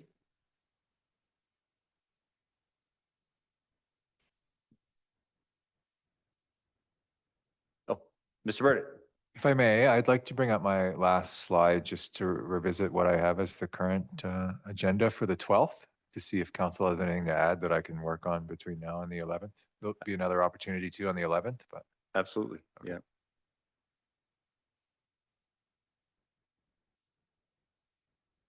So the agenda items that I have flagged so far are there's the top two there are from the operating budget on Thursday. There was the additional patching budget issue that was briefly discussed, and then the proposed GIS co-op student reintroduction. And then there was discussion on Thursday about perhaps a little spreadsheet for the user fee bylaw to adjust and see what differences that makes. I am working on an update for council on property insurance. On Thursday, it was communicated to council that we had secured a new insurer with quite a bit reduced rates, which as of Thursday night was the case. And then as of Friday afternoon was no longer the case. And I would still working on the details of that to share with council, but there very likely will be some sort of budget impact. But I'll have more detail for you on the 12th to discuss. And then back to the questions I opened with, I was trying to see if council had any specific questions they wanted to ask the community as part of the budget survey. And also, are there any additional items you'd like to see at the drill down meeting as of right now? Councilor Amadas? Thanks, Your Worship, and this is going to be tough. Something that at least myself, Your Worship, again, I don't know whether the council necessarily would like to see this, but something that I would like to see CFO in the drill down session is a couple of scenarios, right? Like now you're proposing 6.5% tax hike, right? Whatever the number is. If we were to calibrate this down to a 6% or a 5% tax rate, what are the optionalities we have in front of the council? Be it in terms of dropping certain expenses, which are the expenses that can go away, that won't have any impact on the city operations, and kind of, just rank order them for our own benefit here. Not necessarily that we want to take that decision, but we'll just arm us with more information to make better decision come the time we are voting for this, if that makes sense.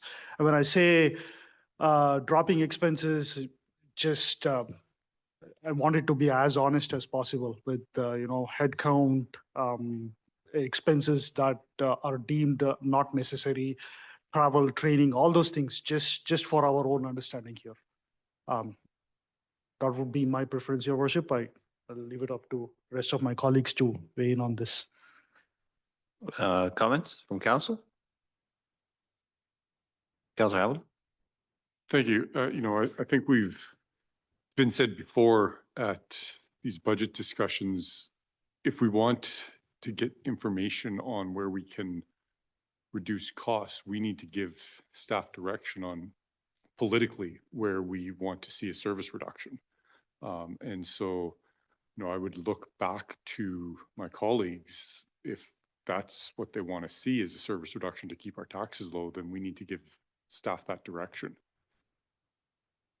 Yeah, I appreciate that perspective. I appreciate both perspectives. I think if I understood Councilor Ramadas correctly, is are there things we can push that don't have immediate impact on service delivery or you know, are there projects that can be delayed or, you know, have we done that analysis? Yeah, that's Councilor McIsaac. Thank you, Worship. I would ask that if we're going to get information from staff with regards to projects that can be pushed without immediate ramifications, that we also get the long-term ramifications by doing it. So I feel relatively confident that nothing that staff has brought forward is unnecessary. Like they're not just picking things out of the air. All these things have been picked for very specific reasons. And so there are, yes, we might be able to save some 0.5% of tax or something in the short term. I want to know if it's going to cost us 2% tax in the future by doing that, making that choice. Yeah, which I think is the Yeah. implications of pushing anything. Yeah. So I like that. I just want to make sure if we're going to have the discussion that it is fulsome and includes what the actual real cost will be to delay something, for example. So. Councillor Audrey Kelly. Thanks, Your Worship. I would like to have that exercise because the very first year, we were unable to really do that, right, coming in. Last year, we said we were going to, but we actually didn't.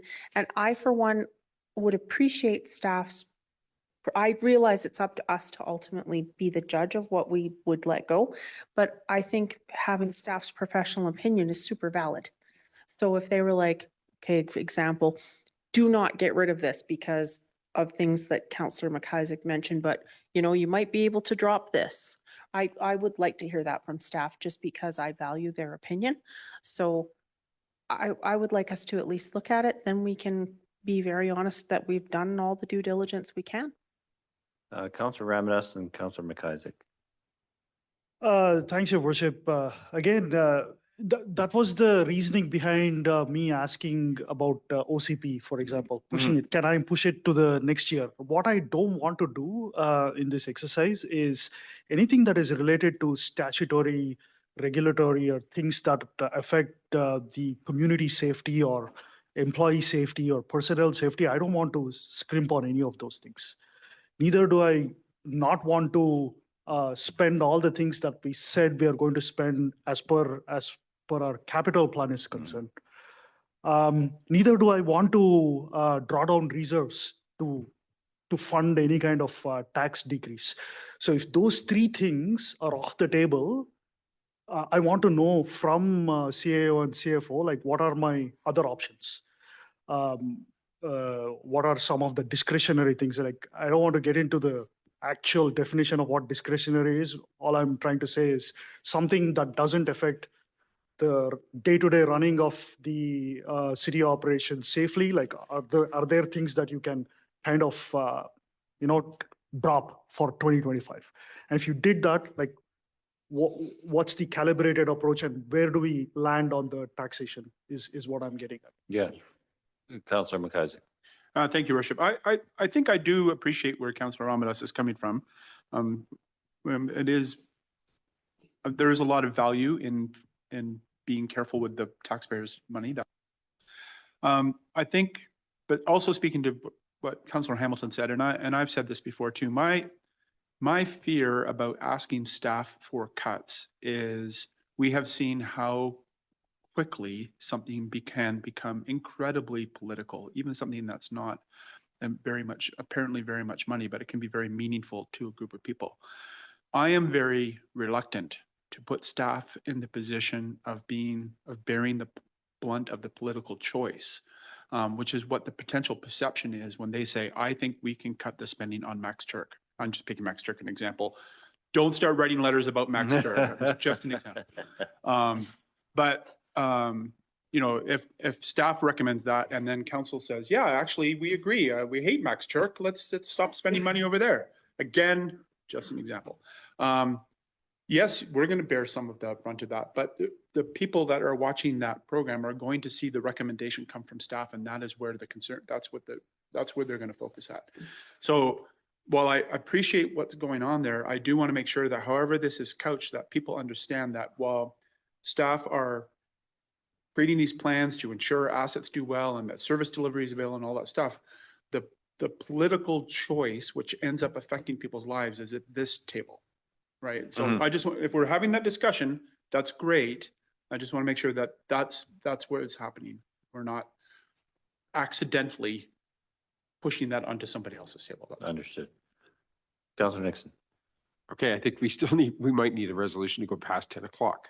But luckily, I'm going to be really quick. So if we're going to be talking about revenue side, user fees and stuff like that, I would like to see something brought to us about short-term rentals and business licenses, because I did have that in my notes from last year that we would see that, and it's been a whole year. So it's if we're looking at revenue generation, I'd like to see that as well. Yeah, I 100% agree. Councillor Roberts? Love it. That's exactly my point too. Your worship, to Councillor McIsaac's point, this is what we signed up for. This is the role of the office here. Like if there are political decisions that we are going to make, we are going to be the people who are going to communicate that to the community, and we are not going to put staff in the way of being the bearers of the bad news. So we all understand there are implications, and I also know just from this weekend's experience that the smallest of things can become really large. I am fully clear-eyed about the implications and unintended consequences, but that's the occupational hazard of being in a political office. Yeah, and I think in a drill down session or a deep dive, we have certainly the opportunity to look at items. We have a very fulsome budget binder to ask those hard questions about. So I think we do have that opportunity. Councillor Hamilton, you've got exactly. Can I make a motion to extend the meeting past 10 o'clock? You can. Segner, Councillor McIsaac, all those in favor?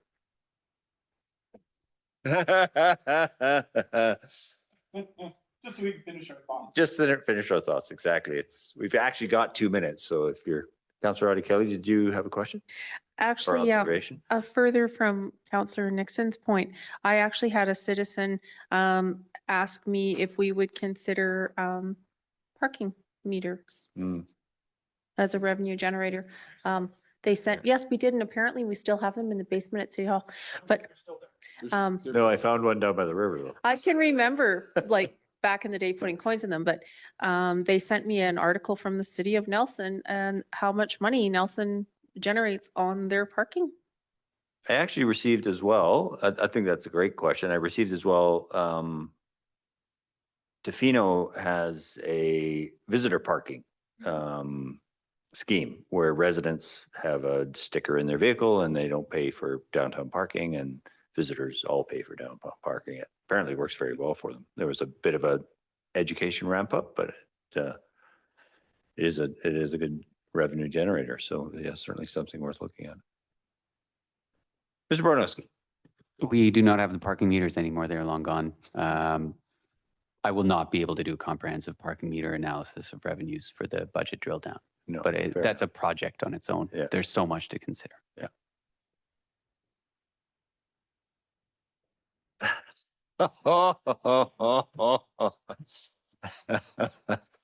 Oh, you should always do those on microphone, Counselor. With that, we will, oh, sorry. He's pointing at the corporate officer. Do you, Corporate officers, do we need a motion to table the remainder of this meeting to the 11th? Correct. moved by Councillor Hamilton, seconded by Councillor McIsaac. All those in favor? That's unanimous. Thank you. Thank you, everybody. And thank you, staff. Great presentations this evening. Appreciate it. Very informative.